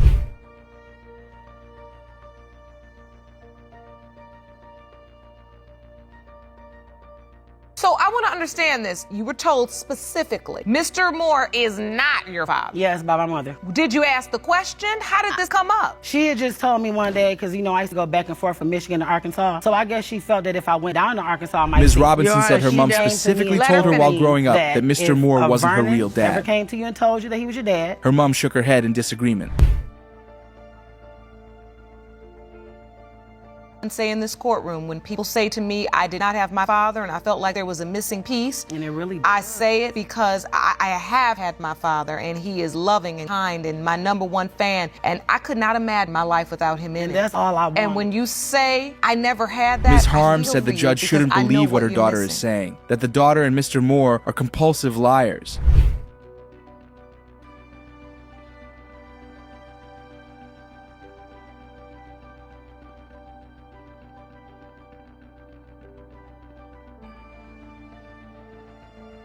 Okay. First I have gray hair, a birth certificate. This is a Ms. birth Robinson certificate, submitted you her birth said? Yeah, that was certificate my as evidence to original the court. birth The certificate right signature there. on the father's side was very it new, has a unlike the signature. one of her Now, mother's. when I When looked she at requested that, for I a new seen that birth the signature certificate looked because new. of an It didn't ID look as old application as she my was mom's doing, she signature discovered on it. there But was I'm a no kid, father's so I went signature. along with That it. was when it Last dawned year, on I her needed that to get her a new mother ID. forged the signature.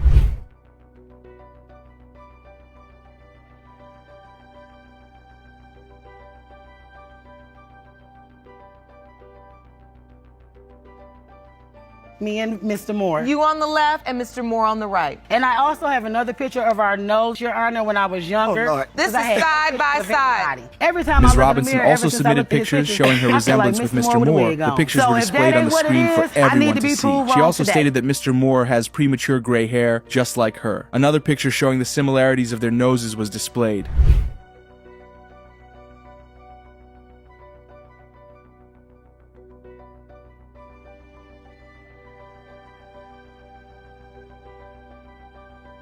Mr. Moore, you are not her father. Mr. Moore was called to the courtroom. He said he was in a Who is my sexual daddy? teenage relationship with Ms. Harms before she got pregnant. Ms. Harms said he's lying. Mr. Moore said he had always believed that he was the father, and he tried being involved in her life, but he wasn't allowed. Only the DNA results can settle this decades-long family feud. Show results. Ms. Lusk, you and your mother say you have no doubt whatsoever when it comes to knowing who your 3-year-old daughter, A grieving Samari's mother, Ms. biological Page, drags a father young is. woman, Ms. Yes, Your Lusk, Honor. to court who claims her deceased Unfortunately, the man son you is the claim father is of her her father 3 has years old died, daughter. and Ms. Page now claims you Ms. find Lusk is yourself lying facing because she off wants to against his cash in from her mother, who son's is life just insurance as policy, convinced which was that worth she is not your $50,000. daughter's grandmother. Yes, Your Honor.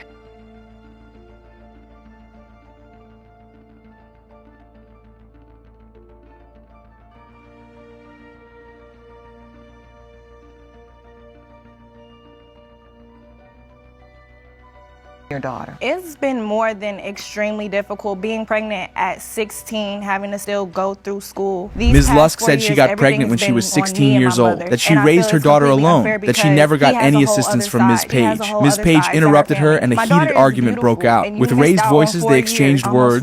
Judge Lauren had to calm both parties down.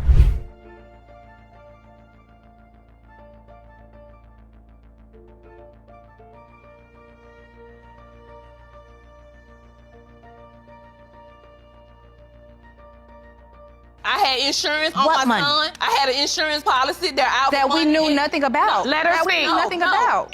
Ms. Lusk said she had been trying to get a DNA test for the past 3 years. Ms. Page said Ms. Lusk only wanted a portion of the insurance policy, $50,000, and she never met her. Ms. Lusk said they've met before when she came to see her son, and she didn't know anything about the life insurance policy.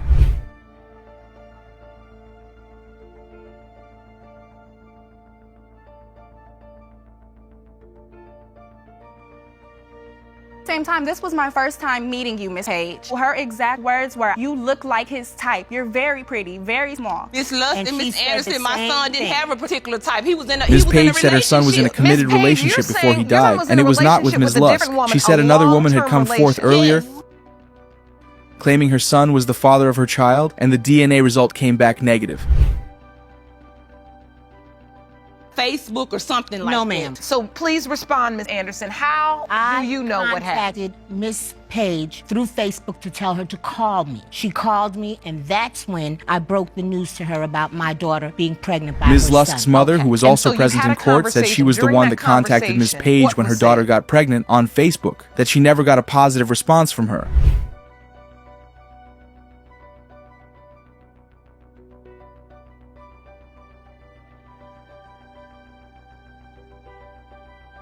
The stroller. What led up to that, Miss Page? Hold on, one at a time. I know anything about a stroller because I'm not providing a stroller for a child. When the baby was born, Ms. Page was not allowed any visitation rights because of what she had posted on Facebook concerning the paternity of the child, that the child should not be named after her son. The birth certificate presented to the court showed that the child was still named after her son.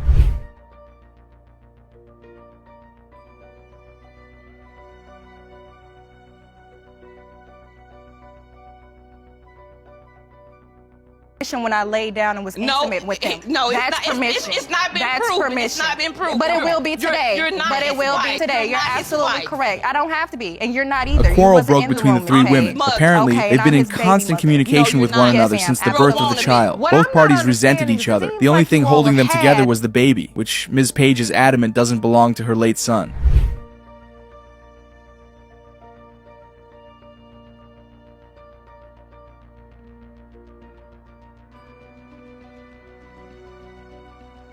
Now, the animosity you all have built up, that is because you've handled the situation inappropriately. A situation this delicate. Ms. Page said she asked people around, family members and relatives, including the friends of her late son, and none of them knew Ms. Lusk. Ms. Lusk said she was not aware the son was in another relationship until after he died.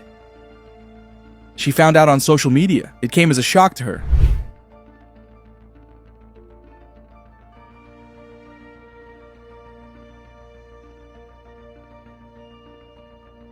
The probability of relatedness between Miss Page and Samari Page is 99. Ms. Lusk said she couldn't even attend the funeral, that Ms. Page was mean to her, slandering her on Facebook and calling her premature daughter ugly. Ms. Page didn't hold back. She repeated her statement in the courtroom to the dismay of everyone present. Only the DNA results can stop this squabble. Curtis, you have brought your mother, Ms. Hall, court today because you say she hid the identity of your A daughter, father Ms. Curtis, brings her mother, Ms. Hall, to court for deceiving her for 14 years about the identity of her real father. Ms. Hall tells her that the man waiting outside the courtroom could be her biological father, but she's doubtful about it. Ms. Hall admits to deceiving her daughter for years.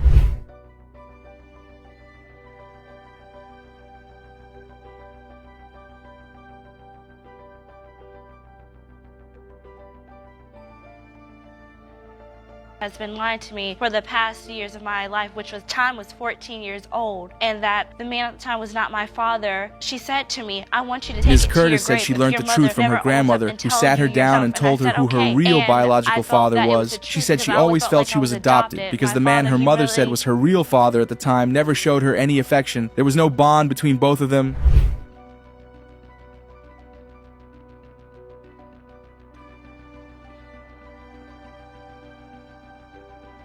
Kurt lived pretty much like a fast lifestyle. Okay. And, you know, which attracted me to him. And being young, at the time when I got pregnant, I didn't even Ms. know Hall I was said she pregnant, never 'cause I told her didn't know anything daughter about her the body. father You didn't because know she what got it meant. pregnant You at the were age just of so 15 young. years. Yes. And She then was what young happened? and scared. About a month She didn't know passed by, anything and about the I would female say body. I That was when she met saw Kirk, and I was like, oh. before meeting the man whom she told her daughter was her father.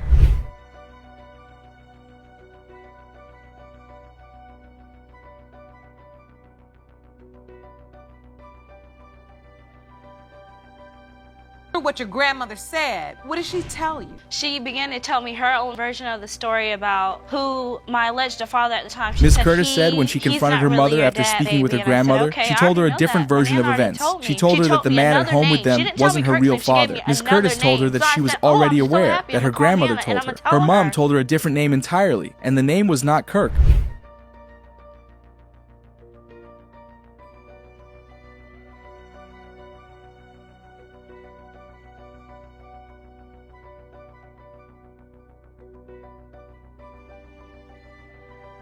The time that I set forth for her was at the age of 16.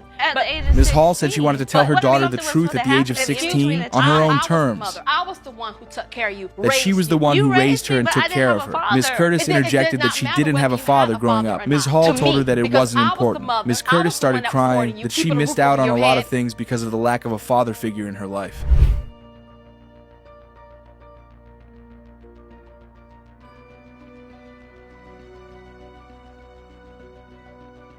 Childhood life through me. She wanted me to do the things that she wasn't able to do. I didn't even go to the prom because I don't know how to dance. I don't know how to do anything. Ms. Curtis, with tears in eyes, said her mother was trying to live her childhood through her. She wanted her to do what she couldn't. She never had a life of her own. She never went to the prom. Her mother interrupted her that she had no clue what she wanted. She was too young to know.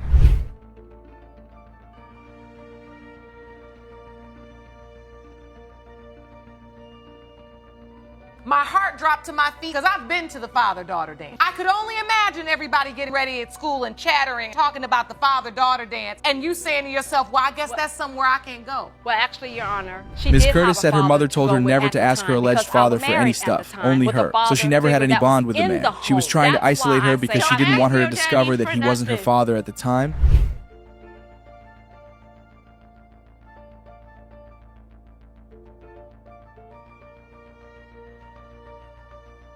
This is the first time she'll ever see the letter. He does state he's willing to be the father she needs and deserves, and it's signed Kirk. And Your Honor, I know you may not understand how I feel Ms. about Curtis this submitted right a letter here, to the but court from that's where Kirk when he was in feel prison. like The letter was written to her mother. She found the letter at home. Her mom had hidden it. In the letter, which was displayed for all to see, Kirk said he was willing to be the father she deserved.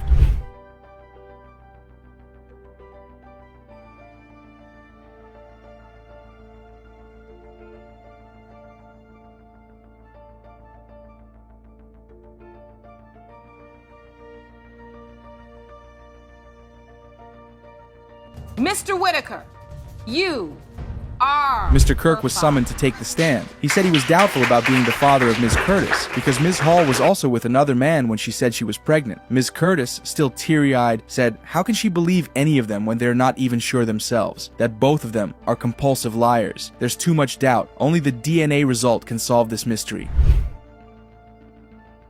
Ms. Autry, you say the defendant is taking advantage of your son by pinning a baby on him, and you have physical proof A mother, Ms. that her Autry, drags her 2-year-old daughter-in-law, Skyla Ms. is Martin, not to your court after grandchild. failing Is to that stop her correct? from Yes, getting Your married Honor. to her Ms. son. Martin, She's now trying to claim prove that her son is not the father that the of her plaintiff is a 2-year-old daughter. Ms. Martin claims Ms. Autry is a monster-in-law, and she's trying to sabotage her marriage with her son. And hope to get some once the results are revealed.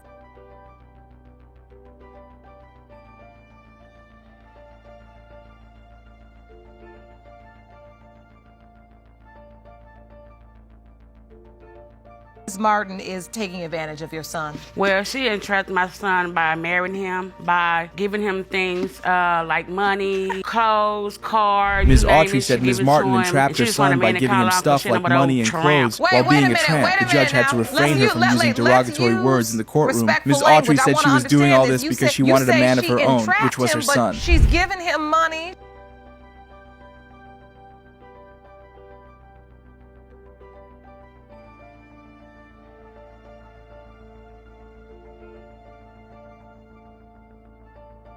Miss Autry, come on, let's be respectful. I don't like her. Why you want to look? You don't have to like her, but you can use respectful language. Ms. Martin said she never entrapped her son, that her son was also buying stuff for her in return. Ms. Autry abruptly interjected and said that it was impossible for his son to be doing all that because he didn't have a job. He was at home all the time, that her son had no money.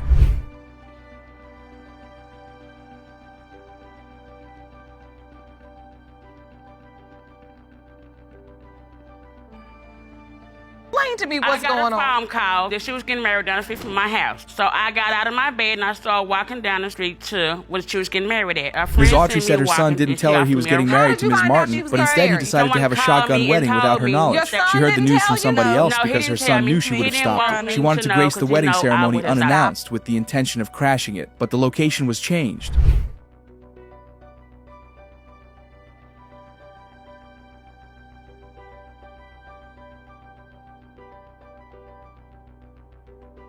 Friend sent me walking and she said, "Where are you going?" And I said, "To stop this wedding." So she gave me a ride and she dropped me out. So I'm up there trying to stop the wedding. Ms. Martin said they had to move the location of the wedding because of her mother-in-law that she's crazy. The whole guest had to move because they were avoiding Ms. Autry. She is a renowned troublemaker and they didn't want her to create a scene. She repeated again that she's crazy.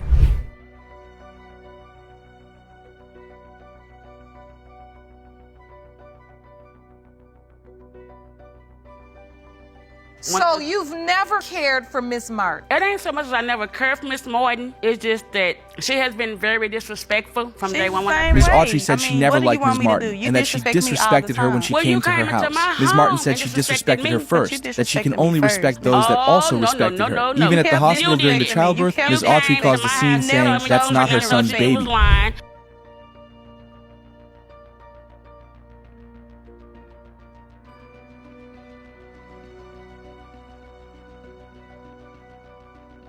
To have. She's so too. I know they that's haven't not grew my son's yet. baby. I mean, they grew. All right, let me see this evidence. Like the baby's supposed to come out with full-blown eyebrows. You act like she's supposed to come out with full-blown eyebrows. She do. No, she does. He did. Ms. Autry said they called her Queen DNA because she always performs a DNA test on all her son's children, and that this was not her first rodeo with women claiming that her son is the father of their kids.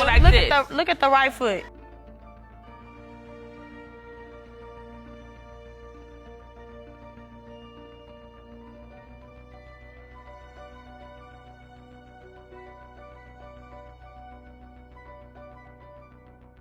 State your name for the court. Rebecca Cooper, Your Honor. Miss Cooper, you are Miss Autry's daughter. Yes, ma'am. Look at her eyebrows.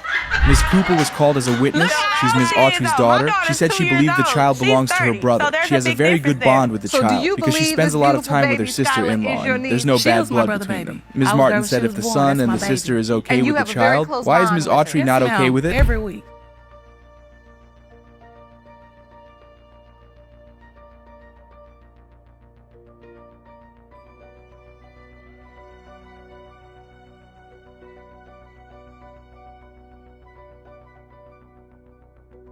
The biological father is Mr. Martin. I'll take that for 200, Your Honor. Mr. Gout was called to the stand. He was the ex-boyfriend to Ms. Autry's daughter. He claimed he had an affair with Ms. Martin, that he believed he was the father of the 2-year-old child. She said Ms. Martin told her once that there's a possibility he could be that father. Only the DNA results can stop this from turning into a fist fight. Ms. Taylor, you are here to prove to your ex, Mr. Thompson, that he is not your 18-year-old daughter's father. You say he's accusing you of disappearing and hiding your daughter, Ms. Turner, for 14 years. But you claim you kept her away because you are certain he is not her father. I wonder what type of lifestyle Ms. Thompson was living that would make her hide her daughter from him for 14 years. That's a really long time. Or is there a chance that he is actually not Ms. Turner's father? That's the only explanation. My mother had my daughter while I was going through something. And I spoke with my mother about him coming to see her. And my mother said no, she would let me handle it when I got back. When I came home, I didn't know where Mr. Thompson was. I spoke with a friend of mine. Aha! Now we're starting to get a clearer picture. Ms. Taylor says that when she got back and looked for Mr. Thompson, she found out that he was married and she didn't want to bring any drama into his marriage. That's why she stayed away from him and never allowed him to see her daughter. And then that's when,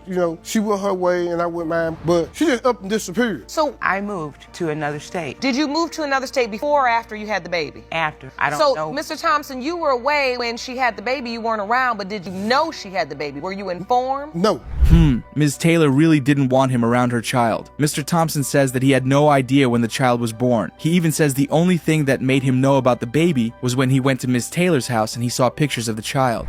He's there with you for the first 3 months before he goes away. You have the baby. You move away. Why is it you don't think he's your daughter's biological father? The reason why I'm saying that is because during this time, before I met Mr. Thompson, I was having an affair with a married man. Oh wow, that's a blow to Mr. Thompson's face. Ms. Taylor admits that she was having an affair with a married man at the same time she was sleeping with Mr. Thompson. She has no idea who her child's father is, but she believes that it's the married man she had an affair with. To know why you didn't inform him. You believe the child was this married man's child, but you say your daughter believes that Mr. Thompson is her biological father. Does she believe that because you told her? Yes. So now, if you told her he is her biological father, I guess we know why she told her daughter that Mr. Thompson is her father. Ms. Taylor explains that she actually informed both men that she was pregnant, but when she told the married man, he told her that he didn't want anything to do with the child. And so, Mr. Thompson, when you got this message on Facebook, what were you thinking? When she contacted me, I'm happy. All I want to do is talk to my daughter. And I didn't know my baby. I didn't know nothing. I didn't even know how to look for my baby. Man, that has to have been very painful for Mr. Thompson. He says that he never saw Ms. Turner for the whole 14 years that he lost contact with Ms. Taylor. Phew, it must be very difficult to know you have a daughter and yet you can't see them or hold them.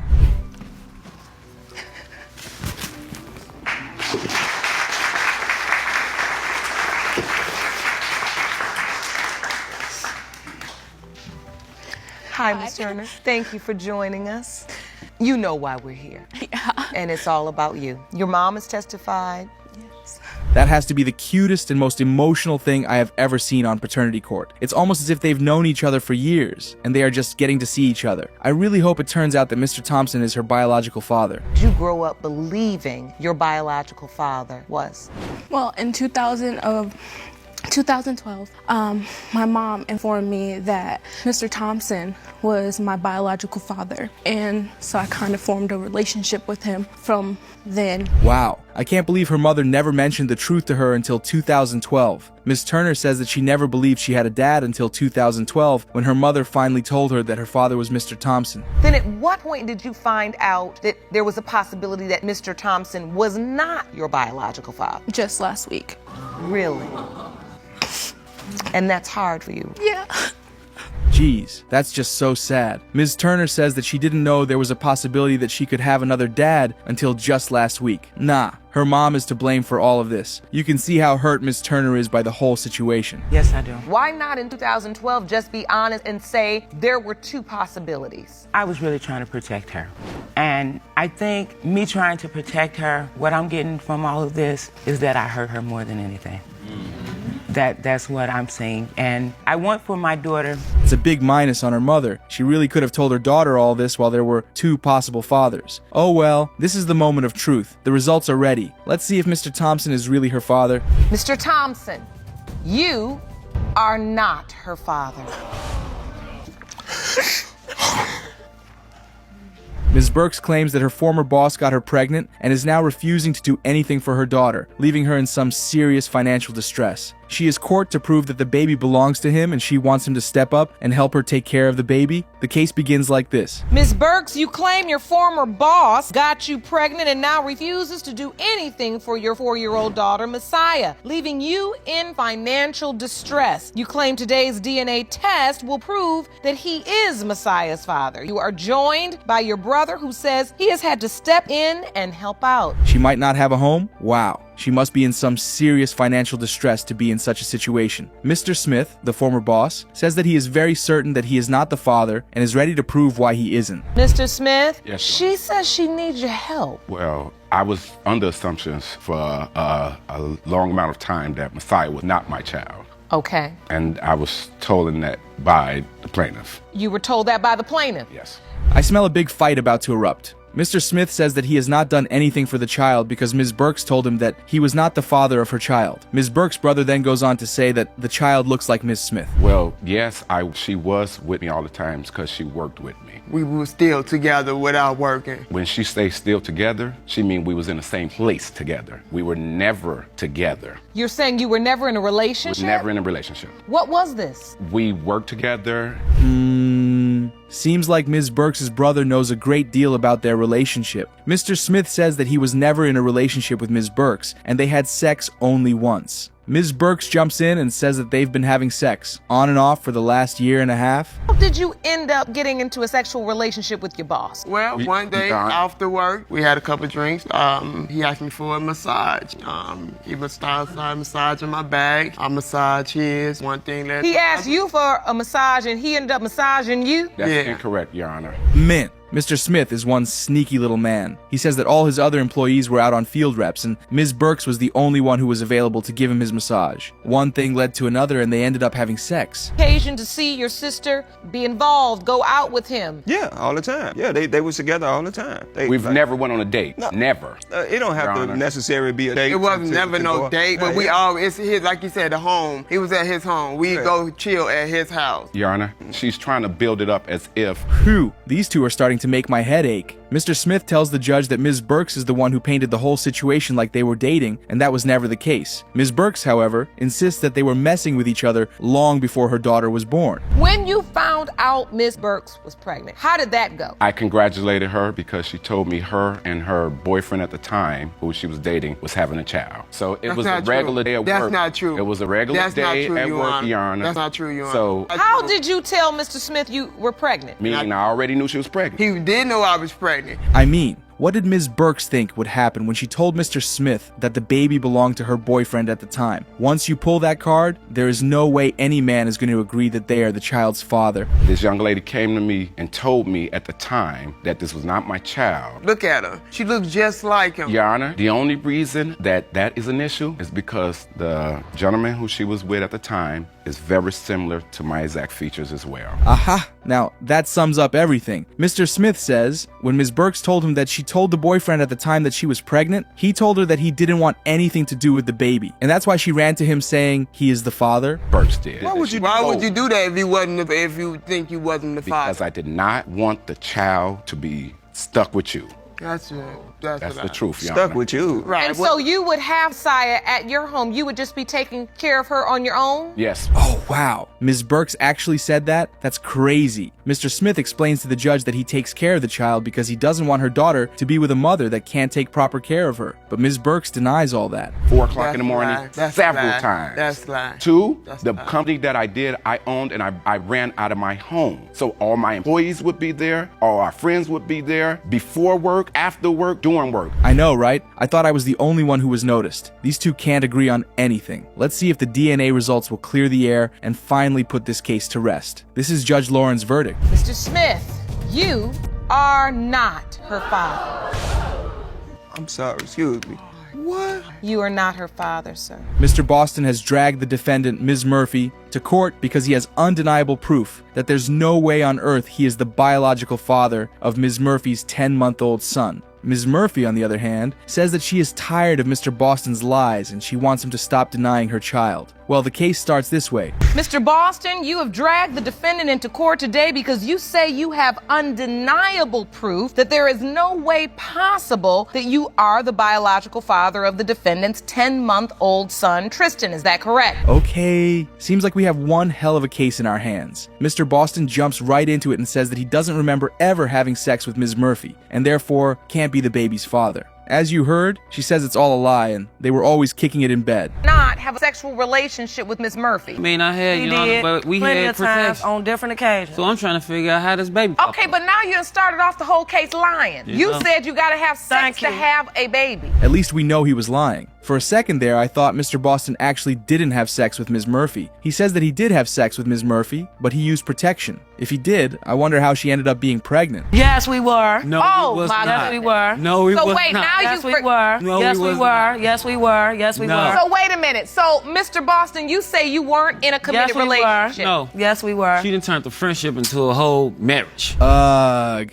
Look at these two arguing like high school besties. They can't seem to agree on anything. They keep going back and forth, arguing about who slept with who and who didn't sleep with who. I'm pretty sure Judge Lauren is going to get very upset with them. After that, he started coming over my house, spending the night, and we had sexual encounters plenty of times on several occasions in my bedroom. When I first found out I was pregnant, he was happy. He came over to my house. He's like, "Oh, I found out you was pregnant." Mr. Boston can't be serious. Not with what he just said. He says that when he found out that she was pregnant, he didn't even know her government name. How do you sleep with someone, move into their house, and claim not to know their government name? That's just crazy. Oh, you're saying so there was a span of time that you didn't go over there at all? Exactly. And you feel like when you found out she was pregnant, when you calculated back, it was during the time that you weren't around? Exactly. It's not true. When I found out I was pregnant. If he stopped coming after 6 months, clearly he no longer wanted to be part of the process. Ms. Murphy says that when she found out she was pregnant, she didn't contact Mr. Boston. He came to her house and asked about the baby, rubbing her tummy and all of that. I took a picture. He asked me to take a picture of him and his son and put it on Facebook, and that's what I did. No, I haven't. Thank you. So what is this a picture of? Tristan and Mr. Boston. Mr. Boston and Tristan. Yeah. Mr. Boston, is this you in this picture? Yes, it is. I'm not gonna lie, Mr. Boston is holding that child like he is the father of the baby. He claims that the only reason he went down to her house to see the child was to find out if the child had any resemblance that looked like his or his family's. Only man you were intimate with No. at all. Let her answer. No. Okay. So why are you convinced that Mr. Boston is the father? Because for the period of time when I found out I was pregnant, the time adds up. He was the only man that I was. No, I was intimate not. with. And there we go again with the arguing. Ms. Murphy admits that she slept with another man, but still believes that Mr. Boston is the father of her child because during the time she conceived the baby, he was the only one she was sleeping with. That sounds like a lie, though. A sexual relationship. Just a sexual relationship. Take me back to the day Ms. Murphy told you She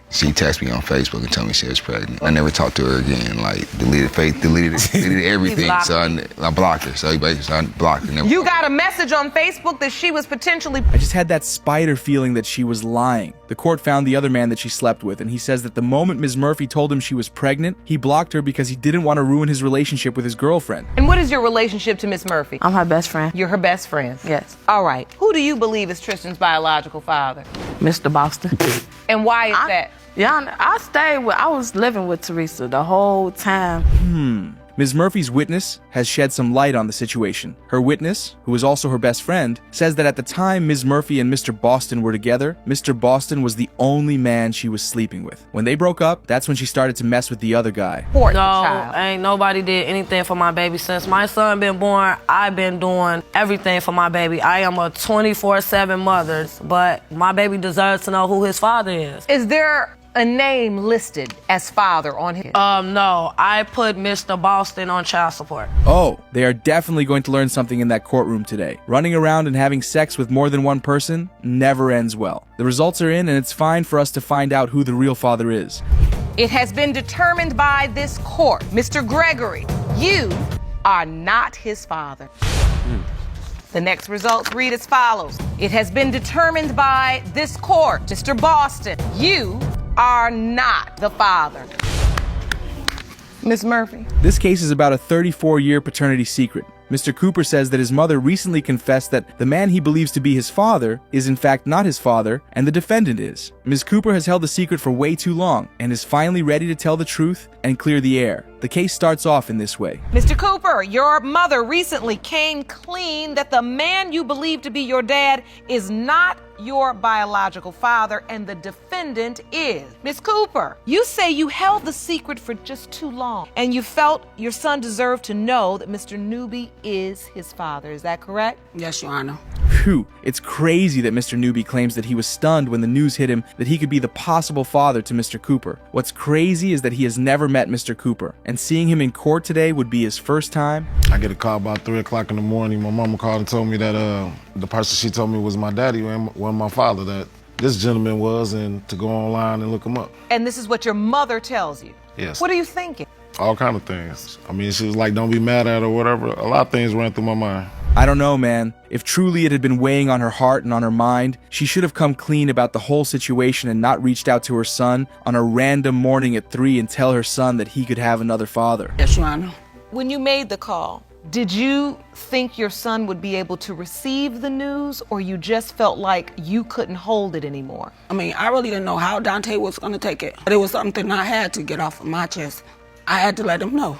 Why keep a secret for 34 years? Wow. So this happened a really long time ago? I am genuinely speechless. Ms. Cooper says that she was very good friends with Mr. Newby when they were kids, and she liked hanging out with him. If she told her parents he was the father, they would stop hanging out together, and she did not want that. Who did you tell? And that's another thing, Your Honor. I didn't know I was pregnant. I didn't know I was pregnant until I was 5 months pregnant. I didn't know what pregnancy was. And then I had a teenage friend that was pregnant also at the time. And she was kind of the one that told me that she thought I might be pregnant too. She really kept it a secret. Ms. Cooper says that she actually didn't know she was pregnant. She was so young that she had no idea what being pregnant felt like. It was her other teenage friend who was pregnant that told her that she was pregnant too. Damn. And so when she said, were you messing with little boys? You said no, it comes out. What happens the day she finds out you're really pregnant? In my 8th month, she took me to the doctor, and when I had my exam, and he came back and he told my mom, yes, ma'am, she's pregnant, And you didn't go to the doctor and your... Jeez. I think we can all see that keeping secrets all the time is not so much of a great thing. She never told her mother she was until they went to the doc. At this time, she was already 8 months pregnant. The funny thing is she still never mentioned it to her mother. The father was Mr. Newby. Take me back to the day you found out that you potentially could be Mr. Cooper, Dante's father. What happened that day? I got a message on Messenger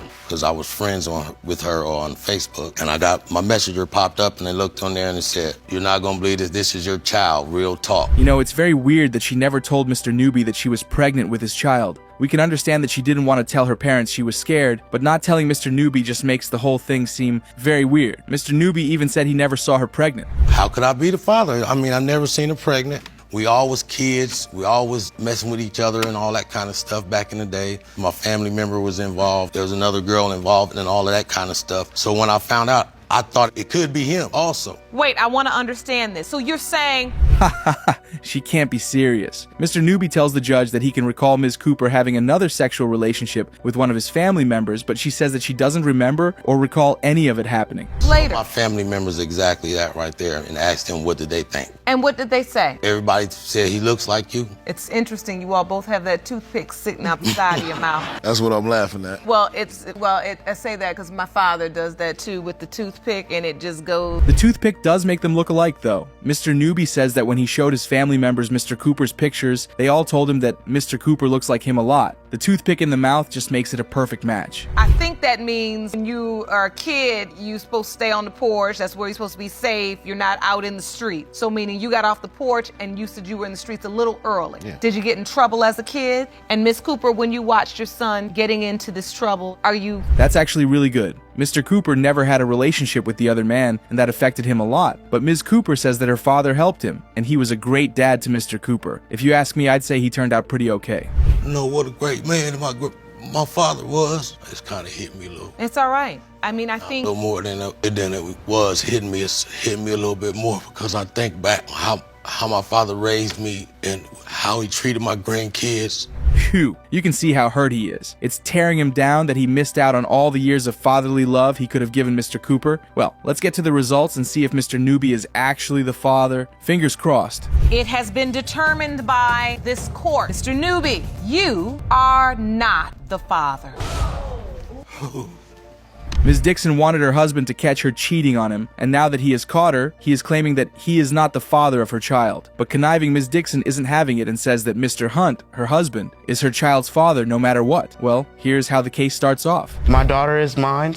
Ms. Dixon, what do you want to prove today? I mean, I know I messed up in the past, but people change. I have a direct line to Judge Lauren Lake, and this court is ordering you to appear before her to determine if Mr. Hunt... Ms. Dixon said she had cheated on Mr. Hunt because he left her for a month, and then she had orchestrated a scenario where he caught her cheating on him just to get back at him. And of course, Mr. Hunt here did not find that funny at all. In the act? In the act, yes. Yes. How did you catch her? Coming home from work, and there's this car in the parking lot. Can I say something? Okay, the reason for me cheating and when I did it, it wasn't. There is no reason. It wasn't right. Wow, she is insane. This is one dangerous woman. And then a couple of months later, she got pregnant. But now, Ms. Dixon is saying that the child definitely belongs to her husband. What are the chances of that being true at all? You had sex with this guy one time out in front of the house. Yeah. Was it protected? No. So unprotected sex with this guy one time out in front of your house, but when you get pregnant, do you just tell your husband I'm pregnant, or do you tell the other guy too? I never told him. So just tell your husband. So, it was unprotected. Next time you want to let your husband catch you cheating just to make him envious, try to use protection. Then Mr. Hunt drops one of the biggest accusations we have ever seen on paternity court. He thinks his brother could be the father. Insinuating that you believe your brother could be Tanae's biological father? It's a possibility. And you brought a witness. Yes. The witness is Ms. Dixon's aunt, and she is even testifying on behalf of Mr. Hunt. And what could her testimony be? Well, before she could even testify, she got into a huge fight with Ms. Dixon. And insinuate She something like never, that. She never said anything about him, like I about don't him care, cheating though, and he wasn't or there, anything. though. So I'm She just just saying, let me know I'm that he was past there. you What's your- first. what's your- But wait a minute, She Miss just let Cooper, me know hold that on. was there. Miss Cooper, What's your motive? explain to the court, are you saying that you believe? Whoa, for your aunt to betray you like that on TV? That is something that even this court does not see that often. Anyway, Ms. Dixon says that she might have cheated on her husband, but she would never cheat on him with his own brother. At least she has some morals, eh? There's also been testimony that indicates that you potentially could have gotten into a sexual relationship with Ms. Dixon and could be Tanae's biological father. Do you believe you are Tanae's biological father? No, ma'am. Do you admit to having a sexual relationship with Ms. Dixon? No, ma'am. Well, we have to take him at his word. It is time to see the results and put this case to rest. Is this Mr. Hunt's child? Or does the baby belong to his brother? Or maybe the child is for someone else? It is time for us to find out. Mr. Chris Hunt, you are not father.